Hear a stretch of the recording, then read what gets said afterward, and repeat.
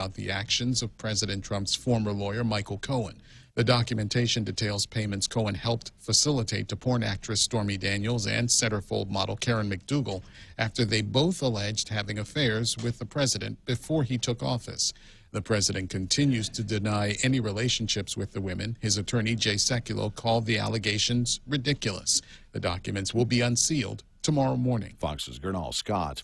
The White House a short time ago formally announcing it was blocking the sale of F-35 fighter jets to Turkey after the NATO ally purchased a Russian air defense missile system. The Trump administration says the next generation fighter can't coexist with a Russian intelligence collection platform that could learn about the jet's advanced capabilities. House Speaker Nancy Pelosi says her chamber will move a bill to raise the nation's debt ceiling in the next few weeks. When we have an agreement, we'll write it up, and we have to do all of that by Friday evening. Pelosi has been in talks with Treasury Secretary Steve Mnuchin on the issue and hopes to have a floor vote by the 25th. Convicted Mexican drug kingpin Joaquin El Chapo Guzman sentenced today to life plus 30 years on drug trafficking charges in a federal courtroom in New York. Guzman was found guilty earlier this year of running a murderous drug ring that brought massive amounts of cocaine and other drugs into the U.S. for decades. President Trump's comments on possible new tariffs on China pushing stock indexes lower today. The Dow slipping 114 points, the S&P falling 20, with the NASDAQ 38 points lower. This is Fox News. Get 2 Pepsi 12-packs for only $8.99 when you fuel up on $35 or more of premium high-performance fuel. Conditions apply. See stores for details. Circle K. Take it easy. Get a Pepsi 12-pack for only $3.49 when you fuel up on $35 or more of premium high-performance fuel. Conditions apply. See store for details. Circle K. Take it easy. Get 2 Coke 12-packs for only $8.99 when you fuel up on $35 or more of premium high-performance fuel. Conditions apply. See stores for details. Circle K. Take it easy. Let's go for a drive. Let's take a stroll. Let's gallivant. Let's go cruising. We all have different ways to describe how we get up and go in our cars. But whatever you may call it, you can do more of it when you save 6% off your fuel purchases at any Shell station when you use your eligible Bank of Guam Visa and MasterCard credit cards. So stop by any Guam or CNMI Shell station and start saving today. Visit bankofguam.com for more information. Terms and conditions apply. Bank of Guam, the People's Bank. Member FDIC.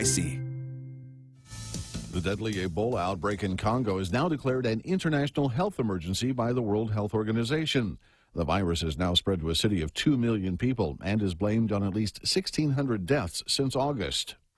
A 6-year-old Utah girl has died after being hit by a golf ball. A freak accident at the Sleepy Ridge Golf Course in Orem, Utah, after Aria Hill was struck by her father's golf ball while sitting in a golf car, and the little girl flown to a hospital in Salt Lake City in critical condition, where she died. Seems like it's a very uncommon thing. It's the first one that I've dealt with in the last in my 15 years of law enforcement experience. Orem Police Lieutenant Trent Coolidge says the investigation continues. Family members say golf was very important to Aria Hill and her dad. Jeff Manasso, Fox News. A prominent Alabama attorney and his adult son sentenced to prison and ordered to repay millions after being found guilty of scamming a number of people, including professional athletes. A federal judge in Birmingham says lawyer Donald Watkins Sr. and his adult son, Donald Watkins Jr., must go to prison for running an investment fraud that caught up the likes of NBA great Charles Barkley and advertised itself by using the name of former Secretary of State Condoleezza Rice without her permission.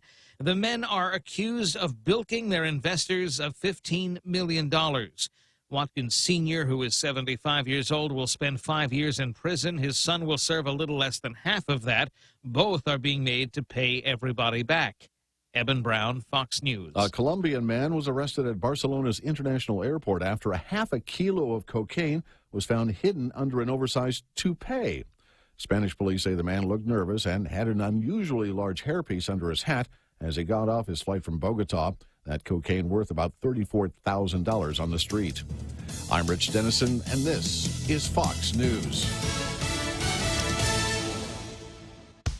Family Finance has been serving the people of Guam since 1959, and they'll continue to be there for you in the years to come. Whether you're looking to get a personal loan for that summer vacation or paying off those long overdue bills, Family Finance has got you covered. Apply for a personal loan from $1,000 up to $3,600 by calling Family Finance in Agutya at 475-4545, Upper Tumon at 647-5626, or in Dededo, 633-4473. Family Finance, serving the people of Guam since 1959. Security Title is honored to join in sponsoring Ray Gibson on The Point. Half a Day. I'm Mark Benventi of Santa Rita, and this is where I start my day, listening to the voice of our community and sharing thoughts and issues that affect us all. It all boils down to our people, our land. Protei Igumamo. Protect your home. When purchasing or refinancing your home, remember to call the professionals at Security Title, just like you call Ray Gibson in the morning. Mezcla Chamorro Fusion Bistro brings you island hospitality with a true taste of modern Chamorro cuisine. A bistro look that feels like home. Their menu features local and traditional flavors with a twist. From their famous Calaguan Hafa to fresh ahi poke salad and their award-winning barbecue ribs. Mezcla takes your favorite local dishes and serves them with extra flair that you'll only find at Mezcla Chamorro Fusion Bistro. Stop by their newest location in the Grand Plaza Hotel in Tumon. For reservations, call 969-2652. Mezcla, a true taste of Guam.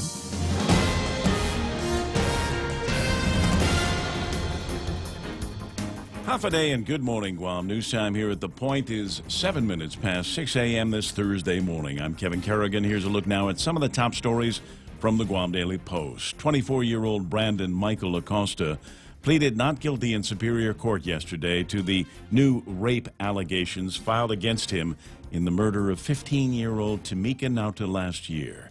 He appeared for his arraignment via video link from the Agana detention facility where he's being held.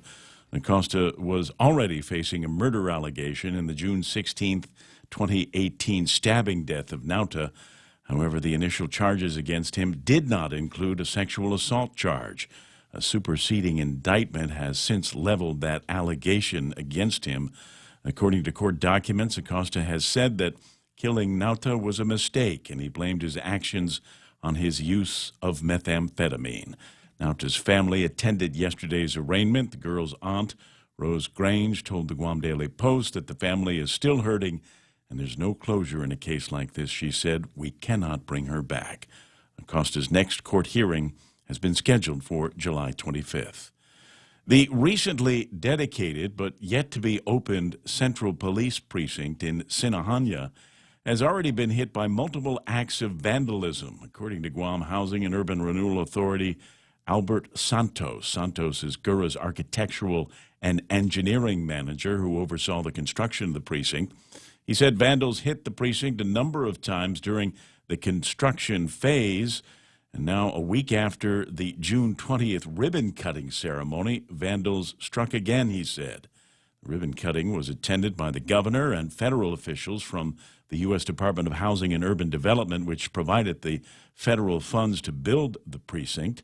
However, it remains unoccupied because there is no furniture, phone, computers, or other necessary gear inside. Santos said at least 3 incidents of vandalism at the new police station have been reported. He said police are keeping a closer watch on their new facility to prevent further damage. It's expected to finally be open for use in August. We'll have more news after this. KFC has finally answered the world's most important question. What came first, the chicken or the egg? And the answer is both. Introducing KFC's KFC AM, their new Southern and local-inspired breakfast. AM-loaded platter with chicken fried rice, waffles, and Colonel's chicken congee. KFC also has your all-time favorites, AM chicken and egg wraps, Southern biscuit and sausage sandwich, and hash browns. So for finger-licking good mornings, AM will never be the same at KFC. KFC, it's finger-licking good. Business travel just got easier. Take your data plan with you for only $10 a day to all 17 Data-to-Go destinations. Never worry about additional data roaming charges when you go where your business needs you. The US, China, Thailand, and so much more. Have the assurance you need to check emails, surf the web, and stay connected. Call 688-2677 today to make sure your account is Data-to-Go ready. Docomo Pacific. Better together. News time here at The Point is 10 minutes past 6 a.m. Guam Customs Chief Vince Perez has publicly disagreed with Governor Lou Leon Guerrero's decision to order the release of all CBD products seized by the agency since late February. During a roundtable briefing on CBDs at the legislature on Tuesday afternoon, Paris said he was afraid to see that we are allowing the products in now. I personally disagree, he said, with the decision because we are doing things that are contrary to what the law is telling us to do. Last Friday, in the wake of heavy pressure from business interests whose products were seized, the governor ordered the release of all of the seized CBD products, while the Department of Public Health awaits a decision from the U.S. Food and Drug Administration on the legality of the labeling claims made on those products. If the FDA rules that the CBD products are making false claims and violate their regulations, Public Health Director Linda DeNorsi said she will order the products seized again. However, Paris said it'll be a lot harder to seize the products that are already on store shelves. Price of gasoline, regular unleaded, jumped 10 cents a gallon yesterday. It's back up to $4.20 a gallon. Mobil and 76 were first to raise their prices yesterday afternoon. Shell followed suit overnight. This increase follows two recent price decreases last month when the cost of a gallon dropped from its 2019 high of $4.35 to $4.10. This was the eighth price change in fuel for this year. For these stories and more, log on to postguam.com or pick up a copy of today's Guam Daily Post. Ray and Mike now, take a look at our weather. Weather calls for partly sunny skies today, Kevin, with isolated showers. There's some thunderstorms possible today. East winds 10 to 15 miles an hour, decreasing after sunset. Expected highs today about 89 degrees. Overnight lows should be about 79 degrees. Sunset at 6:52. Sunrise this morning at about 6:02. For those of you that are keeping track on when it's coming up and going down, we'll take a look at the weather radar now from the Weather Center here at 93.3 The Point. This is Duke Sky Talker. Do you see anything in the skies there, Duke? Well, just a few isolated showers out there that are moving on through. Of course, that diurnal cycle going on, so these will kind of rain themselves out throughout the early part of the morning, and then they'll fire back up a little bit later this afternoon. And really not much expected. This is kind of a typical thing for us, and so that's what we can look forward to mostly for today. The reason is we don't really have any large-scale weather systems in our immediate area to create any sort of instability.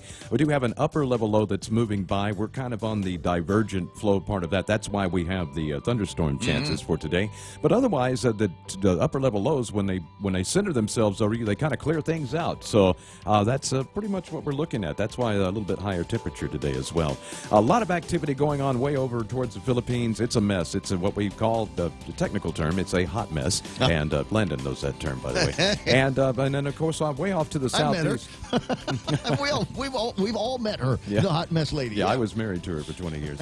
Off to the southeast, we do have a 99W Invest, but the models are showing no development whatsoever of this system. Yeah. So more the same. It's looking like they're still saying Liberation Day will be kind of warm and just an isolated shower. It looks like it's the way it's going to be shaping up, I'm sure. All right, that's news and weather together, brought to you by Bank Pacific, banking on the Pacific for 65 years.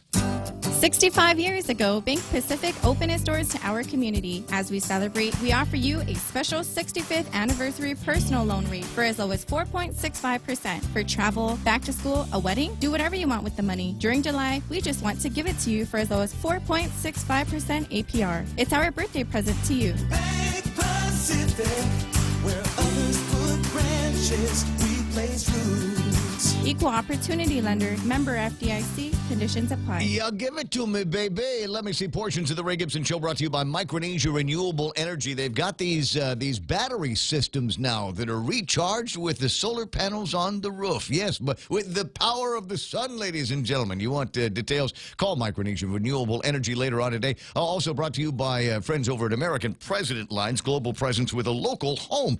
Best starters, lunches, and dinners. Price to please on a brand new Ruby Tuesday's favorite menu, dips and wings, burgers and tacos. They've got steak and salmon, but I love this. They top them off. They crown them with some additional deliciousness. Available for a limited time at Ruby Tuesdays Guam. And on the way over to Ruby Tuesday, swing by Cars Plus up in Mighty and test drive all new Jeep Wrangler for you. They've got them in stock, and there's one in your favorite color. Financing as low as 1.99%. Test drive one today at Cars Plus in Mighty. The Ray Gibson Show. Morning talk that matters. Call now, 888-TALK. That's 888-8255. Yeah.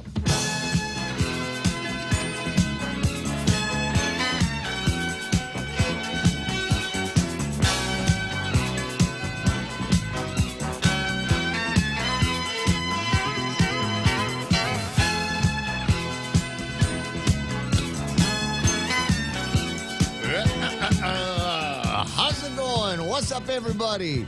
6:15. I was just thinking about that Cars Plus ad I was reading to you, and Route 8 up in Mighty, but we're renaming it now. It's now the Golden Shower Highway.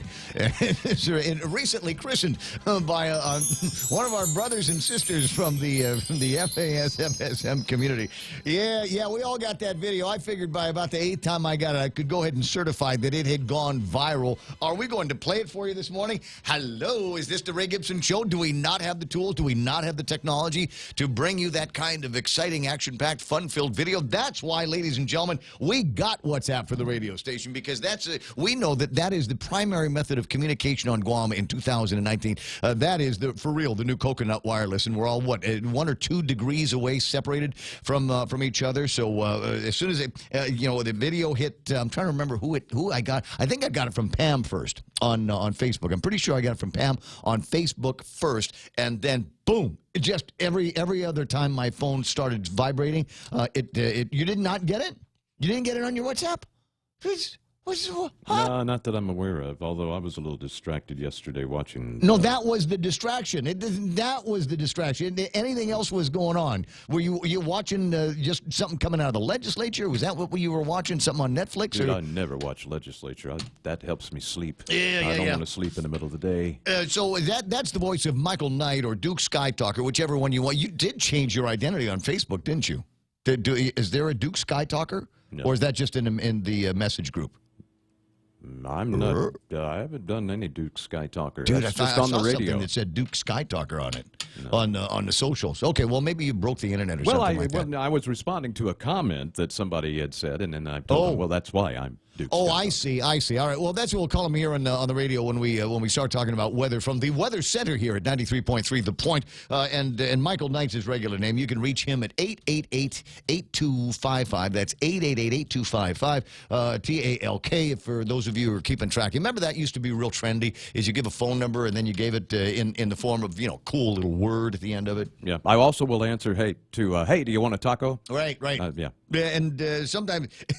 No, I can't say that word on the radio. Never mind. No. So, anyway, so that's Mike. Let me introduce you to the other guy that hangs out here. For those of you that have just discovered the Ray Gibson Show and wonder where we get all of the brilliant news. Well, it comes from the Guam Daily Post and annotated and read by our trusty correspondent, Kevin Kerrigan. Good morning, Kev. How you doing there, buddy? Hey, happy Thursday. Hey, have you gotten that video of the guy taking a leak on the streets on Route 8? Not something I want to see. Now known as Golden Shower Highway? Get to it. Show everybody. So there are people here who haven't had their breakfast yet, so I'm not sure if I want to just roll into that without a whole lot of warning. Come on, everybody has seen the thing already, right? Yeah, that's, you know what? I'll tell you my stories here in a second. Let me just pop this. Let me see if I can just get this video up. And again, all I ask is that when you shoot video on your phones, please shoot them in a horizontal manner. When you shoot them vertically, you don't get as much. It's not as much a dramatic impact, if you will. But if you put it on the phone sideways, and they're meant to be shot that way, then when we play them on Facebook and on YouTubes and things like that, you get a lot clearer of a picture. I'm surprised how many people do not know to turn your phone sideways when videoing, or even taking pictures for that matter. All right, so here it is. It's on the screen right now, and we're not going to play the audio. At least the first couple of seconds of it, there is at least one expletive, and they're counting down the number on the license plate. And there he is, just going out there. What do we call him? They've got to find a way to name this guy. So hang on, this dude just stepped out of that blue van thing and just decided to whiz. Oh, yeah. That's the story. Wet-wang out there in the streets. Just call him wee wee. Wee wee. Wee wee. What's the Chamorro word for that? You know, I have a nickname. People call me Mong. That's short for Matt Mung, which is short for Matt Malung, and I think that's as far as I can get into the conversation here. But yeah, right out there on the streets, and I'm kind of with Kevin on this to a degree. When you gotta go, you gotta go. But I mean, you got buddies in the car, you got mates in the car that are actually saying, "Hey, just hold on a second. There's boony areas around. There's not that far away where you could, if you absolutely needed to, find some place to take a whiz a little bit less publicly, if you will." I get the but feeling. Right out, I mean, just stepping right out in the street, that guy's, he lost a bet or he's lost his mind. Something. I get a feeling that he at least did not have those buddies in the car with him telling him anything. No, it's right there. No, that is the boonies. Yeah, it's right there. Don't worry about it. Nobody can see you here. Yes, you're invisible now. You've had enough beer that you are invisible, and nobody can see you, and nobody can see what's going on there. Interesting day to say the very, very least. And when I can, I try to say the very, very least. It's tricky when you got a 4-hour show to do, but we like to start it off this way. Hello, everybody's. Sometimes you want to go where everybody knows your name. Glad you came. You wanna be where you can see our troubles are all the same. You wanna be where everybody knows your name. Let's see now. Ismail at first place today. Tony Annette and Pinko Ada. I got Pam Duvall, Tommy Aguero up in Washington State. Dave Torrey's online. Partner Richard Yu, nice to see you there. Tim Lahan. I got Levon G. Meno and Nick Perlosky with the Hoik. And Heather Perez is online this morning. Who else is playing around? Did I already say that John Ray was there? Yep. And Tommy and Heather. And I see the other guys. Rudy Magallanes and Nick Perlosky and Randy Kruger is there. El Taitagui says, that title brought me here, Ray. It pops up, you get the thing, and all of a sudden I'm talking about golden showers, and Elle says, looks interesting. There's whole websites for that kind of thing, but I'm not sure that we're talking about the same thing. Isn't there a golden shower lane up on one of the bases? I'm pretty sure there is. Got to be a great story behind that. Nate Horn's online. Lady D saying, the nuts are loose. The nuts are loose everywhere. I can feel the vehicle beginning to shake itself apart. More on that in a few minutes. My pal Mark Cruz, Patty Santiago's on like. Marvic Pareja is there saying, half a day, Guam. Rudy Magallanes says, yeah, can't believe that guy was doing a golden shower in the middle of the street. Just wow. Adonis Mendiola is there. Lisa Geisinger online says, I've seen guys do the same thing in front of GPO and Sakura Dining. What terrible. Sakura Dining. I love that place. Bruce Johnson saying good morning, everybody. And good morning wishes from Rico Blancaflor. Cousin Tommy Barcinas is there. Brad Hewitt asking this question. Good morning, Ray. Since when does Guam Police Department need to have a complaint filed by a citizen in order to make an arrest for a crime that they have video evidence that has been committed? Because this part of the line here, pick up the Guam Daily Post. The Guam Police Department says, here's what you do. When you see something like that, go ahead and report it. Call immediately. I guess they don't want to take any action because there's no timestamp on this. We don't have any evidence of what day it took place, what time of day it took place, or any of that. So I don't know. Apparently, if you are going to be taking video of things like this, guarantee it's going to happen more and more. If you would put the phone, make it horizontal, point it at the clock radio in the car. And say what day of the week it is. If you could hold up a copy of the Guam Daily Post, because there's a day stamp on that one, kind of like a proof of life video or something like that, and then shoot the video and then send it to the police so they won't have any excuses not to go and pick this guy up at some point. Interesting question. We'll try to get some kind of an answer, but they haven't been taking our calls these days. Lady D says, I've seen peeing on the side of the house at parties, peeing in elevators. Nobody says a word around here. Tommy Aguero says, why was Senor Rabon wearing his hat during the prayer at the tomb of the unknown soldier? Very disrespectful, in my opinion. Nate is online saying good morning to everybody. Rudy Magallanes says they're getting pretty bold, attacking a police station. How do they think they'll get away with this? What are they going to do when they're caught? Stupid. Once more, good morning, Valerie Maige. Ismail says if you build it, they will come, except GPD doesn't have the officers to man a new facility, as it appears due to the unmanned, unequipped new facility. Good morning to Juanita Machi. I got Hannah Iriarte, Director Cho, Rick Leone, Marvin Ike Isaki, Mary Park, Gina Kono, Veronica Jean Lujan. Good morning, Charlene Marchessault. Rita Hugo is there. Yes, Mike? My understanding is they're transferring the Agana precinct location to the Sinahanya location. Yeah, that's right. Yes, so, that's so no, they that's won't correct. need any extras. No, but somebody got to be. They ought to be able to find somebody to watch the store until they move. Oh, no, they'll just probably let people break in and steal stuff, you know. That's what we've got. That's what we're seeing here. Fun story yesterday. Therese Uggen-Rigel is online. I see John Ray's there, calling him hashtag Wee Man. Golden Shower Highway. Randy Kruger's laughing out loud. Sylvan Tadella, Derek Munyuk. Hey, Derek, how you doing there, buddy? Did I see online, has Derek taken the what's the name of that app that you used the other day, the Face Age app? Yeah, it's a Face app. Is Face what it's app. called, Face app. Where do you find that? Oh, it's on the Play Store. Yeah. Oh, really? Okay. Yeah, absolutely. Yeah. So is it I haven't downloaded it. Could somebody do me a favor? If you've got the Face app on right now, could you do me a favor and point it at the screen here on the Facebook Live screen, and let's see what the transmogrification process looks like after it's done its thing. I'm kind of curious. I haven't downloaded, like I said, I didn't download it myself, but it would be fun to see what it looks like with all of the Facebook Live stuff that I've got in front of me. Yeah, come on, stroke my ego, people. Where was that? Derek Munyakanet is there. Dennis Bensour, Greg Karabrock, John Rages, James T. Tillman. This also happened at last month's Glock party. I didn't see that. Photos and videos both have timestamp in the information option.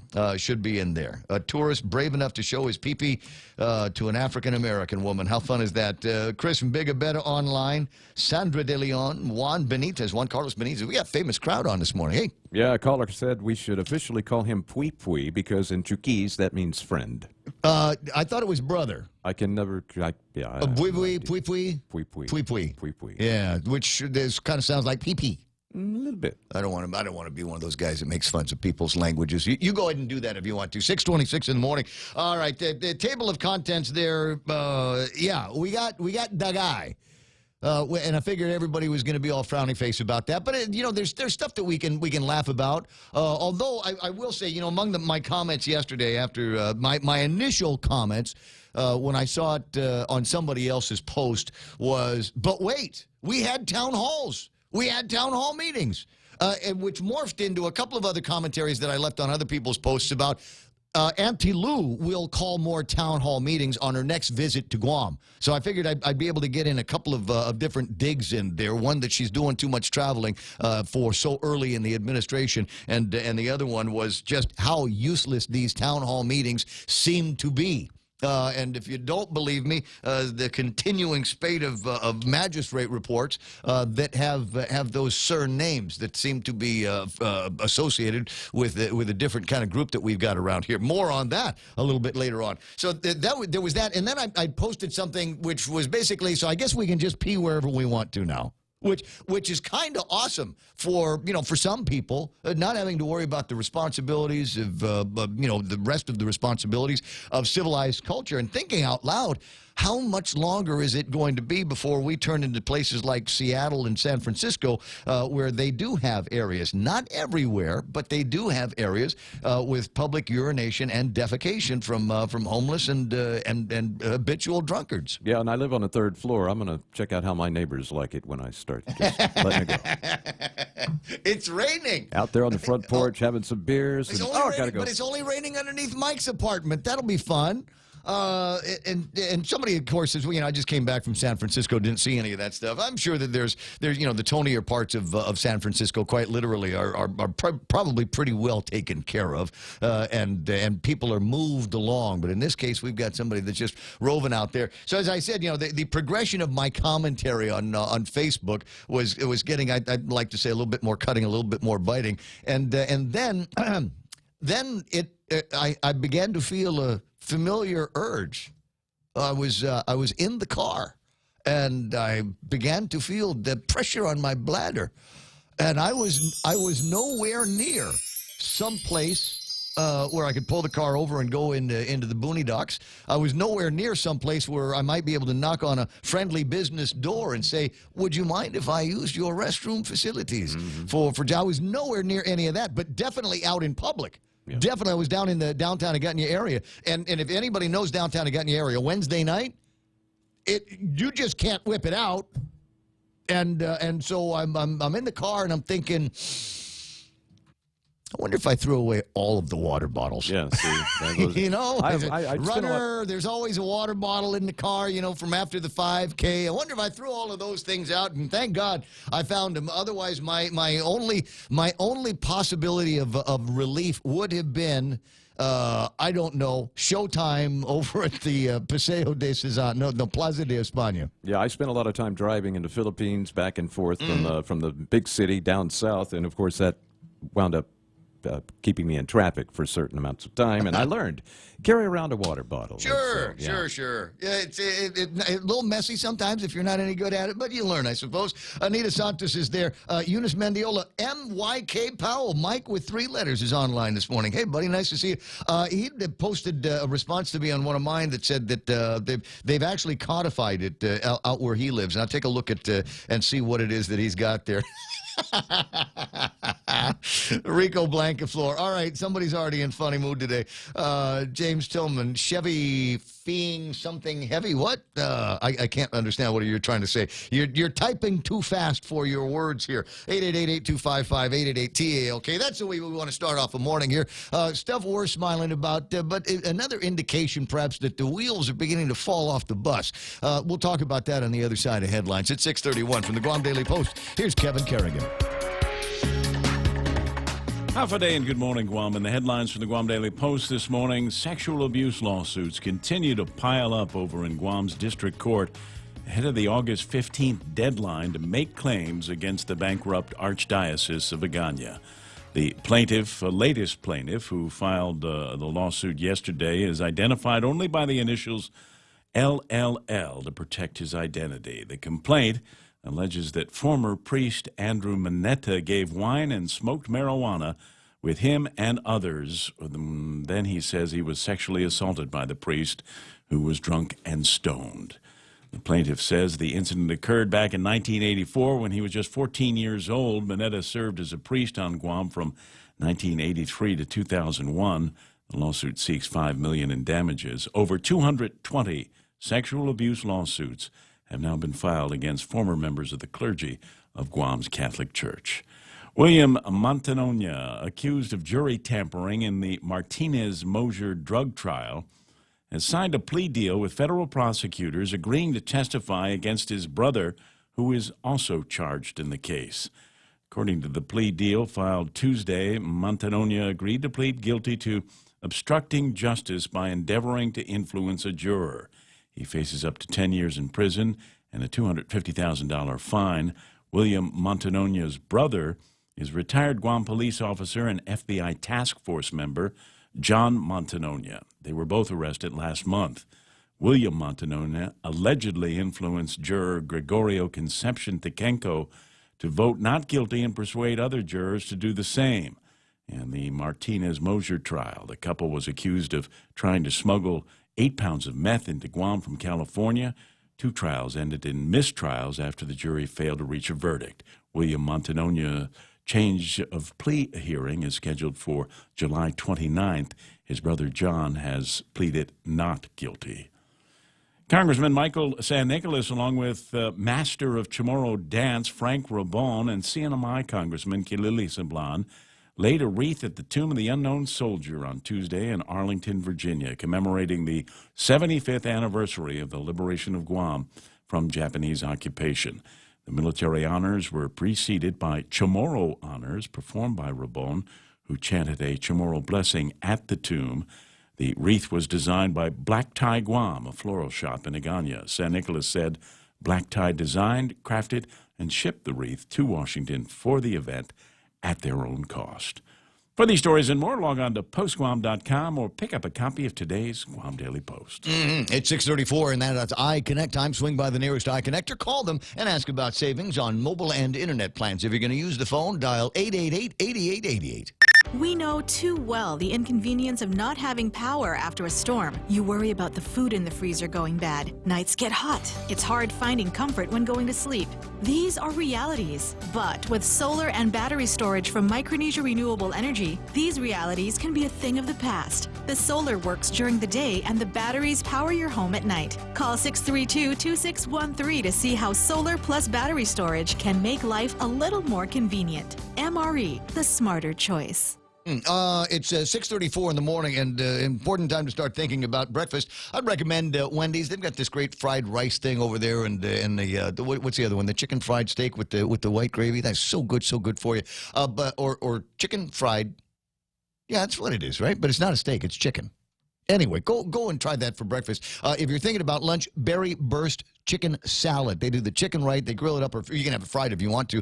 And that goes on the bed of lettuce that is surrounded by berries, strawberries and blueberries, raspberry vinaigrette dressing that goes in there, and then we've got the almonds and feta cheese. A lot of flavors going on. Great way to do lunch, dinner time, snack time at Wendy's. Liberate your mind with laughter.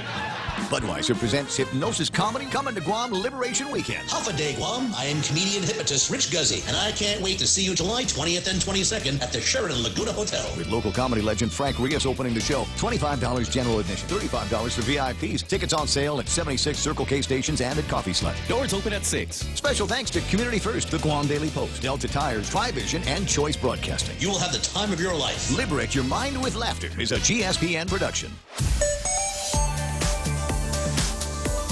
Just a minute. Hold your horses. What's the hurry? What do we got? Time to take a look at the traffic gizmo and see if there's anything on the Guam roadways. I'll get around to doing that here in just a second. I just got to click a button on the thing. Oh, it was my friend Dave sent me a picture that I wanted to share with you. It is the moonset sunrise. And if you're watching on Facebook Live, this is what it looks like over the chain link fence. We have what Michael would refer to as crepuscular rays. They're eking over the regular sunrise, but you can see the moon setting over there. Yeah, actually, these would be anti-crepuscular rays because they are opposite of the direction of the sun. Oh, yeah. Okay, all right. Yeah, because you wouldn't have them going down in the same place. That's right. Okay, I got you. All right, so that's what's going on there.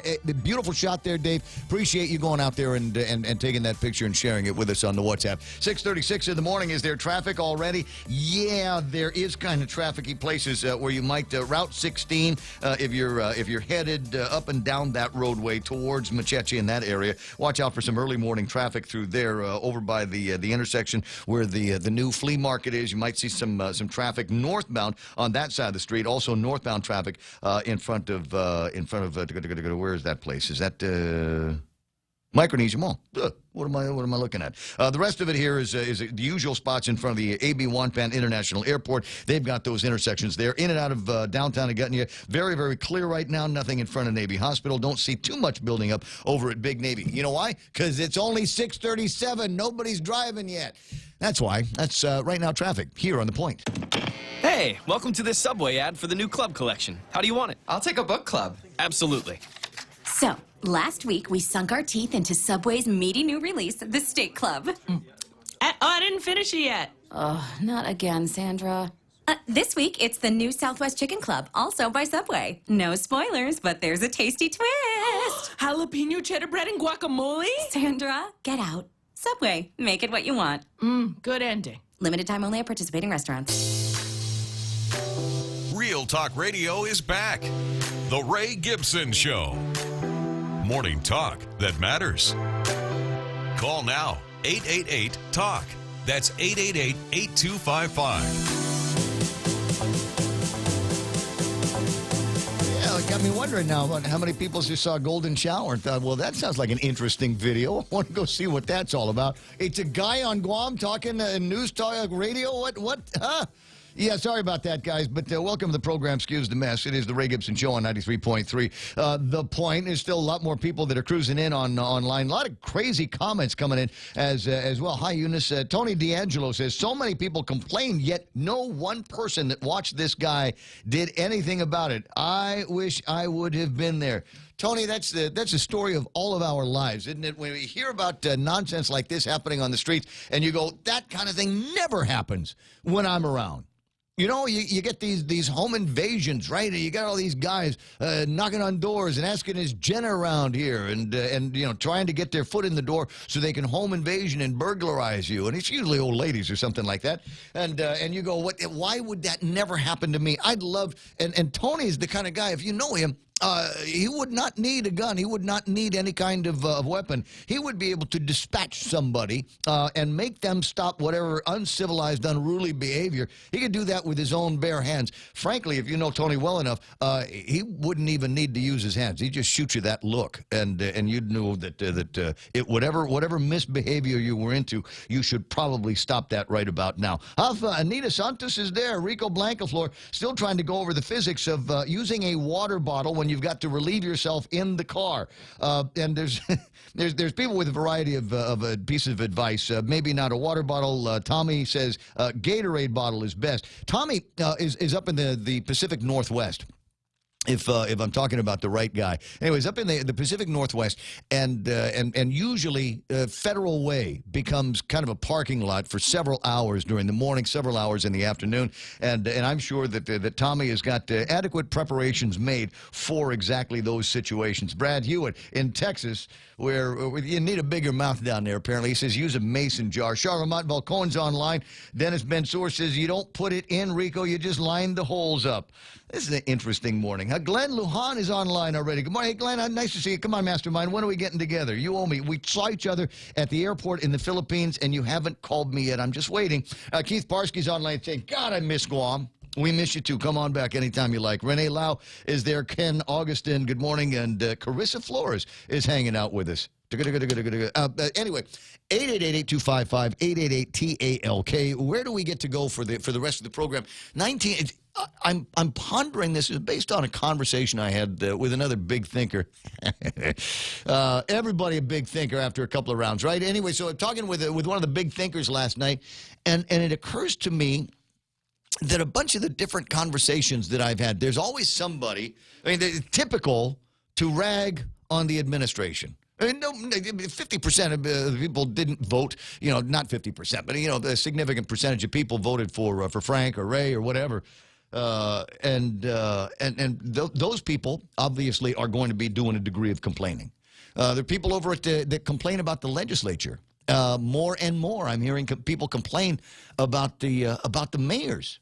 And here we are. There's Kevin Kerrigan in the newscast reading a story about a couple more allegations made against members of the Archdiocese over the year, a couple more fresh cases against the Archdiocese in the pedophile priests case. And it occurred to me as I was pondering this, when I was looking for, you know, the water bottle in the car, maybe the wheels are falling off around here. You know, you take a look at the important, I want to say, pillars of our complex society around here.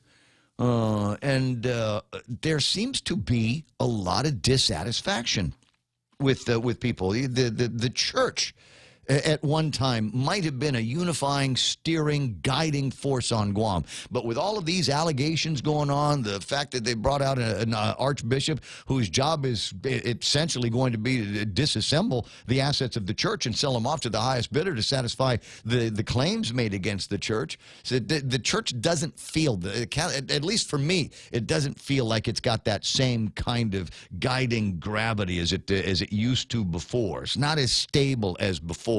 And we've got the administration, one of the planks of our government here, and people seem to be a little bit easier in their criticisms already of Governor Lulian Guerrero and Josh Tenorio and chief of staffs and all kinds of other people in the government. And then we've got people that complaining about the legislature and how it's just odd that with everything that is going on, with all of the things in the front pages of the news and the top stories and the headlines, they're talking about trees. And all kinds of other important, sure, but crime is on the rise in this town. We got people that are running around literally standing on the side of the road, taking a leak out in public because there's no fear that anything is ever going to happen to them. We've got drug dealers that have pled guilty to dealing drugs. And they're getting suspended sentences, and they're cutting all kinds of plea deals around here. So all of a sudden you feel like the criminal justice system and the legislature and the administration looking in the wrong direction all the time. And then there's the mayors, and I'm hearing more and more people complaining about the mayors. You had Clint Magella on the radio yesterday, and you know, after we got to talking about a couple of things, you know, we got to talking about this cleanup that him and the Micronesian community, the good ones, were doing, the ones that don't pee in the streets, were doing out on a roadway up in Dedito. It got picked up all of the trash, stacked up all of the bags, and then they were supposed to. The mayor's office was supposed to get rid of everything, and they didn't. And now it's gone back to being a dump again.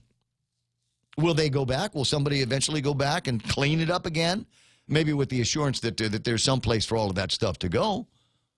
And people complaining about the mayor's council and the amount of money that they're talking about spending, things that the mayors said that they would do but don't want to do anymore, cutting the grass over in the schools.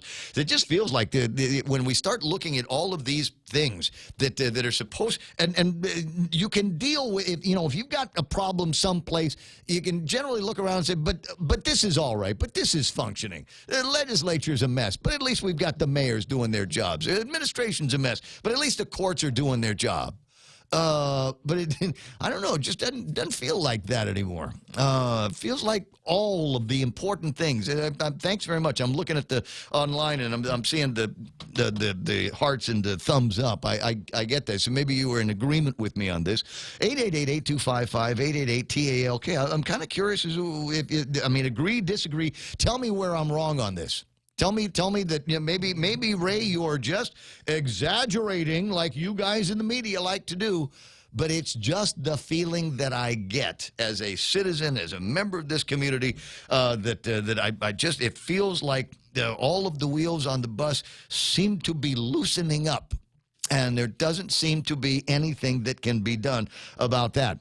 Ken LG online, the Mayor's Council of Guam, a waste of tax dollars. Tony D'Angelo said, that's Savaris for you. All talk, no action. Sad but true, my friend. Hope the voters wake up next election. I was hoping that the voters would be awake in the last election. Sure felt like it. Sure felt like it. All the big rallies were out there, and everybody in their different color clothes and their signs, and waving at the intersection, and just get that sense like maybe this is going to be the one where there's change, and the one that we all look forward to at the end after the votes were counted, because it seemed like everybody was going to be on the same page. We're all women running the thing now. We are all, for the most part, Democrats running the thing. We've wrested Adelup away from Governor Eddie Jerome Bazacalvo and his spend-lust ways. And things are going to be different now. And they are. They're worse. Yeah, back to the wheels on the bus thing. That's what happens when you have too many chiefs and not enough Indians. Mm-hmm. Well, apparently, when he's talking about we need one more Indian dressed in a police outfit to go and watch the new precinct up in Sinania. Manny Balmeo, sad state. You are not wrong. I've seen the decline in everything as well. Sandra De Leon Guerrero, who lives out of town. That's why Chamorro's leave and don't come home until we're in a casket. And that was also part of a conversation that I had with somebody saying, I love Guam. I love the idea of living out here in the tropics and 13 degrees above the equator, and travel is great from here, and the food is great, and the people are wonderful, but we seem to be having some interesting problems. It occurs to me, though, despite all of that, and we'll leave you with this thought before I charge into other items in the table of contents, this is still, at the end of our long days of griping about the administration, the legislature, the church, the Mayor's Council of Guam, criminal justice system, and all of those things, it's still a great place where you can walk to the post office in Agana and see somebody that you know and have about a half-hour conversation about all kinds of stuff. You can walk into virtually any business on Guam, any bar, any restaurant, and see a friendly face and go up and say hello and have another 20-minute conversation with somebody. I really have enjoyed that about this town, is the friendliness and lifelong friends that you get to make around here. And that has got to be the hardest part for people that do decide that they want to go live someplace else, is knowing that where they go, they will be anonymous. They will be the strangers. They will be the new guys. 6:48 in the morning, 888-8255, 888-TALK. Hey, do you know what tomorrow is? We got this. Sandra also typed somewhere in there, typed, welcome to Wednesday. It's not Wednesday. It's Wednesday where you are, but it's Thursday where we are, and we are launching into this great Liberation Weekend. There's going to have all kinds of fun attached to it. They came out with a couple of things about Marine Corps Drive and the whole parade route thing, and I'll share that with you in a second. What's he writing? Another note from Ken LG online, starting to look at Calvo Tenorio's The Good Old Days. Where's that? There's got to be somebody do the meme. Somebody do the meme. They've got one now. It's a meme of President Barack Obama. In fact, I just saw it the other day on Facebook, and and he's got this kind of Barack smirky looks, and the caption is, "Do you miss me yet?" Okay, somebody go find Calvo and Tenorio, a picture of the both of them with that look on their face, going, "Okay, you miss us yet?" Today could be a day of winning for you. Well, I'm looking at the high side of Thursday.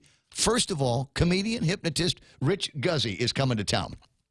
And he's going to be here performing Saturday night, and then he's taking Liberation Day off, and then he's going to perform on the 22nd as well. I got tickets for you to win, and I promise this morning I will find a quick and clever and easy way for you to win 2 tickets to go watch Rich on the performance. Absolutely free. We got a couple of nights and a couple of pairs of tickets that we can give away. But that's not the only winning that you can have. Today is the Thursday Oceania Jackpot Drawing Day. There's with the bingo thing.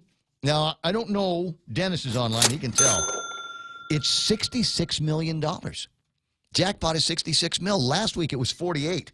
This week, $66 million. Now, according to this, there were 620 winners from Guam. Obviously, they didn't win the jackpot, but they did win, some of the smaller games that can be played. But I don't know how that's done. Whether you get 2 numbers right or 2 colors right. I don't know how they shave out the different winnings or how these 620 people managed to win without winning $66 million. Sorry, just not smart that way. But that's where the record is. A record $66 million. And I would like to encourage you to play this, because I would love for somebody from around here to win that dough. $66 million. Now you got to play with people from I want to say around Oceania for this. But 620 people got lucky last week. Could be 620 more people from around here get lucky as well. And at $66 million, I mean, we're not talking about one of these super lottos in the States where it's, a gazillion dollars up in, $500, $600 million. But $66 million sure solve a lot of problems around here. And what if it was somebody from here? What if it was somebody from around here? $66 million. Somebody do the mathematics for me online and tell me what Daphne Shimzu's take would be. How much money would Daphne get in the winnings that we could send and maybe fix a couple of problems in the government? Oh, we could send more people to FESPAC. Yeah, here on Guam, if you win $66 million, you have to run for governor. Buy your way in. 6:52 in the morning. He's back. Mayor Robert Hoffman on the line this morning. And Mayor, it's got to feel good. Conversation that we were talking about yesterday in the Guam Daily Post turns into one of today's top stories about vandals hitting the new Central Police Precinct. Until we had talked yesterday, not necessarily a big part of the news cycle. How you doing there, Mayor Hoffman? Half a day. Good morning. How are you? I'm doing well. Thank you. Yes. Yeah, we'll get through all of the pleasantries in there. But I'm glad that we got that word about the Central Police Precinct. I didn't realize that they were getting hit as often as they did. The conversation with Albert Santos makes it sound like the multiple incidents or attempts at vandalism up there. Yeah, the contractor's been noticing things, so they've been reporting it to GURA. So, they're taking as much precaution as they can up there. But I'm glad we actually were able to flush it out. I thought people knew, so I didn't know. It had, like I said, had not been a big part of the news cycle. So when we get the confirmation from somebody like a mayor that says what's going on, then obviously it's a little bit more ring of truth to it. And anyway, so, any idea on what they're going to be doing? I mean, are they just keeping it boarded up? Can they? Do we not have? I know that they're doing regular patrols up there, and the contractors has increased manpower on that, trying to finish whatever their little things they need to do, and then they want to just turn over the building and then have GPD occupy it. So I know that the people who, I think they were doing some installs yesterday, I believe telecommunications and security installs yesterday. So there's progress there, but I know they all wish it could go faster. 6:54. I wish we had more time to go on that, but a little bit more on the PFAS and the conversation that you guys had with the mayor's council, not the mayor's council, but your municipal planning council. Yes, thank you. So last night we had our municipal planning council meeting, and we voted to ask that Waterworks and I guess some members of the CCU appear before the council.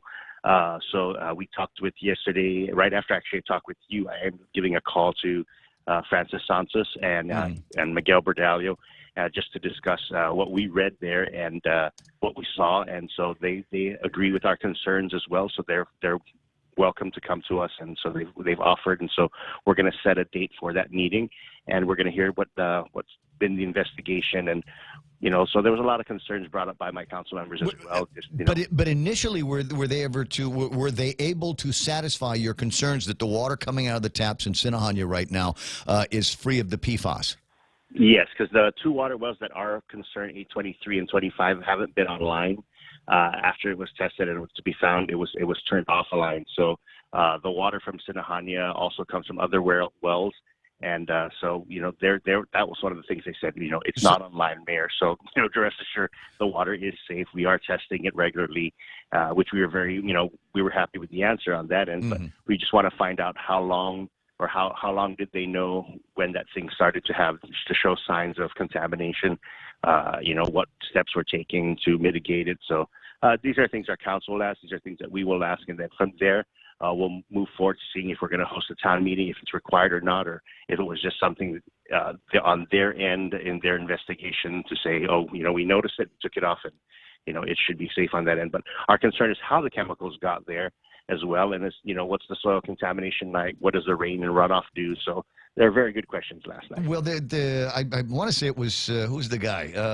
Richard online had said that, you got a quarry up there, and maybe there might have been something that was placed in. I don't know. He's making connections that I don't understand because I don't understand the chemistry of it myself. But he was able to point to a couple of things up in the neighborhood that could have contributed to it. Yeah, there was. They were quarrying some of the coral rock mountains there. That's how they built the dialysis center that's there, the village, and some of the areas there. They actually have to lower the mountain. They sold it as backfill. And then there's another area where they're backfilling, and that's actually material, just concrete material and stuff, hard material, to kind of level it off to the road. And once they're done with that, they're actually going to build some kind of strip mall style complex. Really? Is that that's what's going on back there? So once they're done filling it up so it's road level, they're going to build something almost like Sunshine Market and Ordod and stuff. I believe it's like a laundromat, bakery, and a few other offices and stuff like that. They got room for that up in Sinahanya? Oh, yes. There's quite a lot of room. I was going to say, is there a customer base for that? If the developers see it, then so that's why he's been aggressively trying to backfill that as much as they can. So they've been accepting material, either the milled material from the roads or areas there. And then if people want to buy backfill, you can actually also buy backfill from there. So it can, it comes and it goes. Yeah.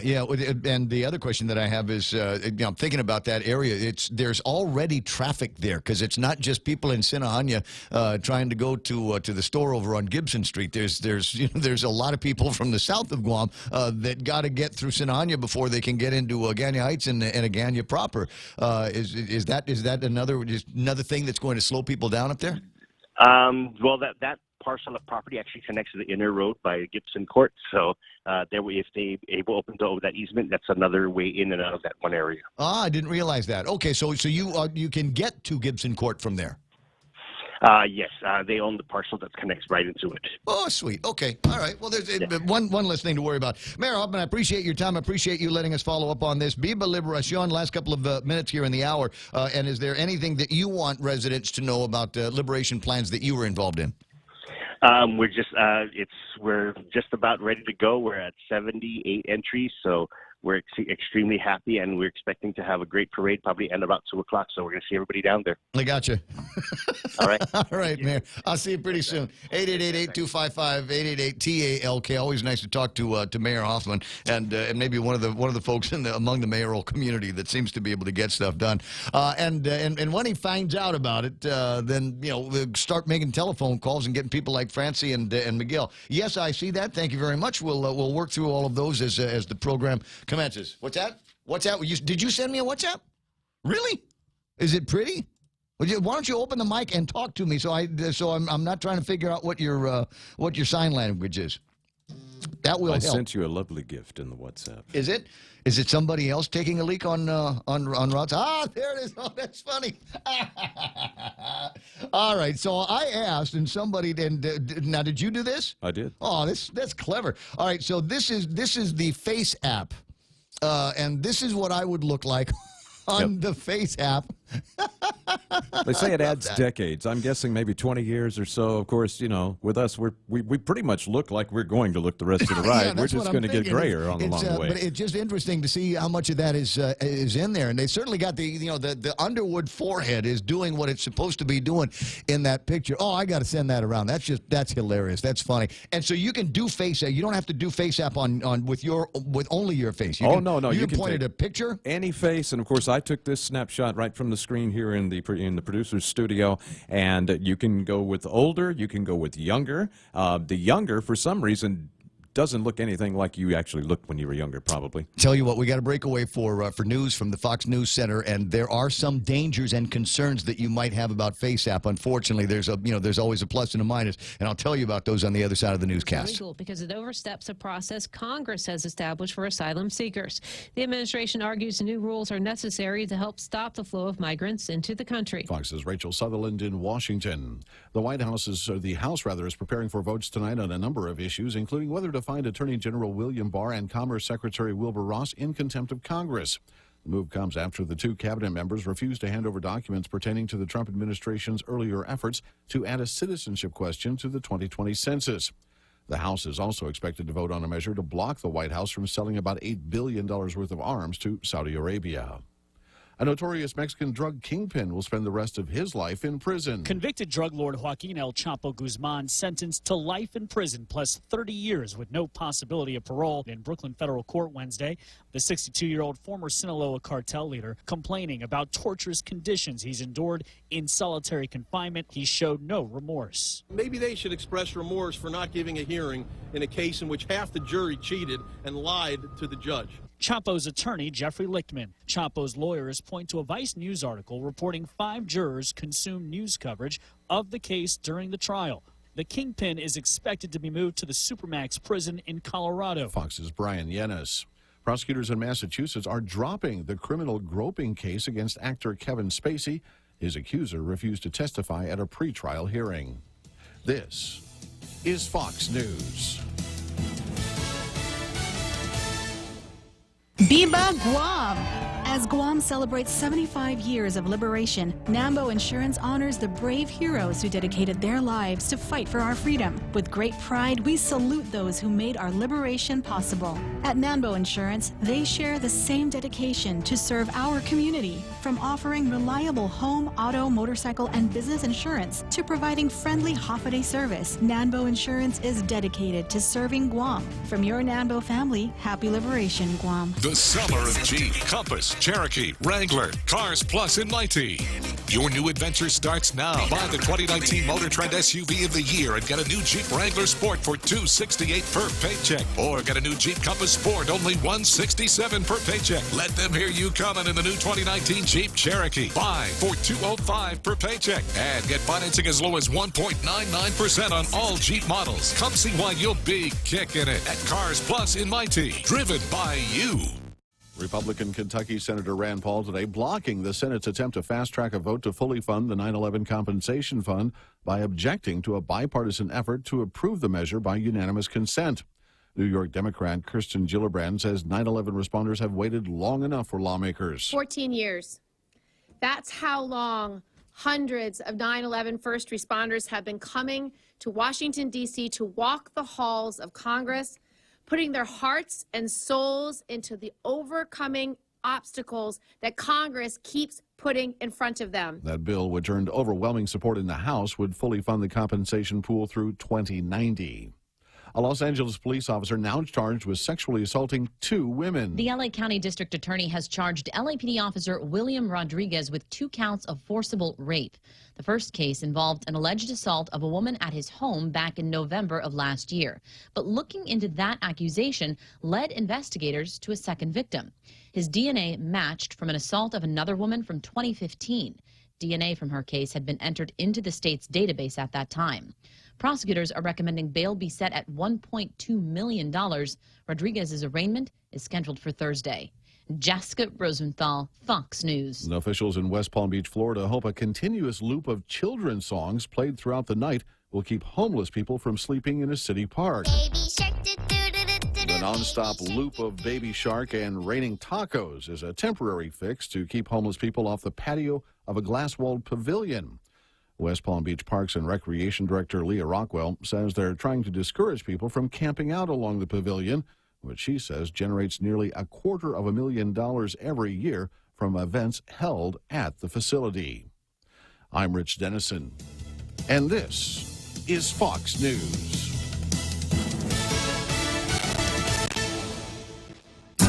65 years ago, Bank Pacific opened its doors to our community. As we celebrate, we offer you a special 65th anniversary personal loan rate for as low as 4.65%. For travel, back to school, a wedding, do whatever you want with the money. During July, we just want to give it to you for as low as 4.65% APR. It's our birthday present to you. Bank Pacific, where others put branches, we place roots. Equal opportunity lender, member FDIC, conditions apply.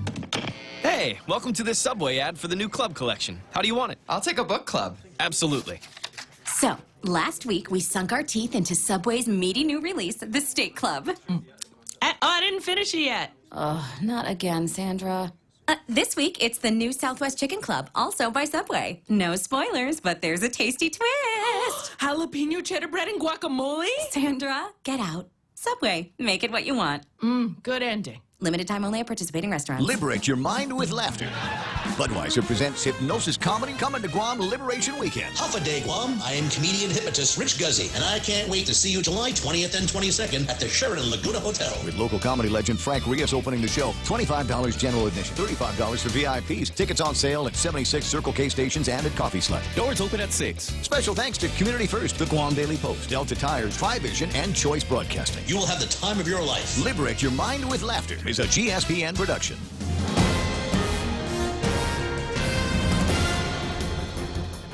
Half a day and good morning, Guam. News time here at The Point is 7 minutes past 7 a.m. this Thursday morning. I'm Kevin Kerrigan. Here's a look now at some of the top stories from the Guam Daily Post.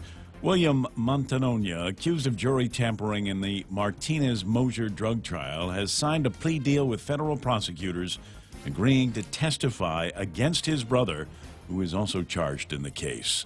According to the plea agreement filed Tuesday, Montanonia agreed to plead guilty to obstructing justice by endeavoring to influence a juror. He faces up to 10 years in prison and a $250,000 fine. William Montanonia's brother is retired Guam police officer and former FBI task force member John Montanonia. They were both arrested last month in the case. William Montanonia allegedly influenced juror Gregorio Concepcion Tekenko to vote not guilty and persuade other jurors to vote the same in the Martinez-Mosier trial. That couple was accused of trying to smuggle 8 pounds of meth into Guam from California. 2 trials ended in mistrials after the jury failed to reach a verdict. The pair have since pleaded guilty after the feds took the case to California. William Montanonia's change of plea hearing is scheduled for July 29th. His brother John has pleaded not guilty. 24-year-old Brandon Michael Acosta pleading not guilty in Superior Court yesterday to the new rape charges filed against him in the murder of 15-year-old Tamika Nauta last year. He appeared for his arraignment via video link from the Agana detention facility where he's being held. Acosta was already facing a murder allegation in the June 16, 2018 stabbing death of Nauta. However, the initial charges against him did not include sexual assault. A superseding indictment has since been leveled against him. According to court documents, Acosta has said that killing Nauta was a mistake, and he blamed his actions on his use of methamphetamine. Nauta's family attended yesterday's arraignment. The girl's aunt, Rose Grange, told the Guam Daily Post that the family is still hurting and there is no closure in the case. We cannot bring her back, she said. Acosta's next court hearing has been scheduled for July 25th. We'll have more news after this. Security Title is honored to join in sponsoring Ray Gibson on The Point. My name is Alicia Blas from Agate, and this is where I start my day, listening to the voices of our community and sharing thoughts about issues that affect all of us. It all boils down to our people and our land. Putehi Igomamu. Protect your home. When purchasing or refinancing your home, remember to call the professionals at Security Title, just like you call Ray Gibson in the morning. We know too well the inconvenience of not having power after a storm. You worry about the food in the freezer going bad. Nights get hot. It's hard finding comfort when going to sleep. These are realities. But with solar and battery storage from Micronesia Renewable Energy, these realities can be a thing of the past. The solar works during the day and the batteries power your home at night. Call 632-2613 to see how solar plus battery storage can make life a little more convenient. MRE, the smarter choice. 10 minutes past 7 a.m. here at The Point. Sexual abuse lawsuits continue to pile up in Guam's district court ahead of the August 15th deadline to make claims against the bankrupt Archdiocese of Agana. The latest plaintiff who filed a lawsuit this week is identified only by the initials LLL to protect his identity. The complaint alleges that former priest Andrew Manetta gave wine and smoked marijuana with him and others, and he says he was sexually assaulted by the priest who was drunk and stoned. The plaintiff says the incident occurred back in 1984 when he was just 14 years old. Manetta served as a priest on Guam from 1983 to 2001. The lawsuit seeks $5 million in damages. There are now over 220 sexual abuse lawsuits filed against former members of the clergy of Guam's Catholic Church. The recently dedicated but yet to be opened Central Police Precinct in Sinahanya has already been hit by multiple acts of vandalism. Gura's architectural and engineering manager, Albert Santos, who oversaw the construction of the precinct, says vandals hit the precinct on a number of occasions during the construction phase. Then, a week after last month's ribbon-cutting ceremony, vandals struck again, he said. The June 20th ribbon cutting was attended by the governor and federal officials from the U.S. Department of Housing and Urban Development, which provided the money to build the precinct. However, the precinct remains unoccupied, pending installation of phones, computers, and furniture. Santos said at least 3 incidents of vandalism at the new police station have been reported. The front door to the new precinct has now been boarded up with plywood as a precaution. Authorities have not identified any suspects yet. Police are keeping a closer watch, however, on their new facility to prevent further damage, said Santos. He said he expects the building to be fully furnished and ready for occupancy by mid-August. For these stories and more, log on to postguam.com or pick up a copy of today's Guam Daily Post. Ray and Mike now take a look at our weather. Studio time 7:12 in the morning, and yeah, there's going to be weather today, maybe even some thunderstorms. Partly sunny, though, with isolated showers in the forecast. Winds east 10 to 15 miles an hour, decreasing after sunset. Expected highs 89 degrees and overnight lows should be about 79 degrees. Sunset 6:52. Sunrise this morning came up at 6:02. And you're probably going, well, wait a second. If the skies are, we're talking about isolated showers out there, and looking over at the radar map, doesn't look like it's all that busy. Where are these thunderstorms going to be coming from? Yeah, what happens? Let's check with Duke Skytalker in the Weather Center. I need to get the Captain Caveman thing to do that. Yeah, what happens is we have an upper-level low-pressure area, which you can't see that on the radar because it's way up in the sky, and that's not reflected here. But what that brings is very cold air in the upper levels, around 20,000 feet and higher. So when these showers develop and the condensation and the convection rise up to that altitude, they hit this this cold air, and then they really blow up, and that really brings thunderstorms because those cloud tops getting real high creates a lot of instability in there. And so we are expecting a chance of that happening. For the better or worse, we're actually back into a relatively dry trade wind weather pattern right now. As you can see here, got some isolated showers out there. They're fizzling out as we come to the end of the nighttime portion of the diurnal cycle. We can see that moisture fire back up later on this afternoon, as what usually happens here. Looking at the satellite again, no large-scale weather systems in our right in our area.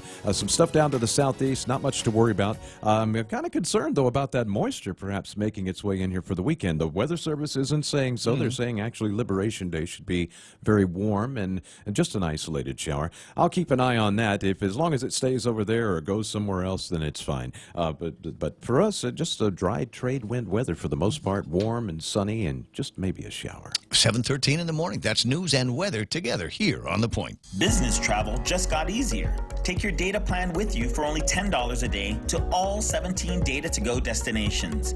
Never worry about additional data roaming charges when you go where your business needs you. The US, China, Thailand, and so much more.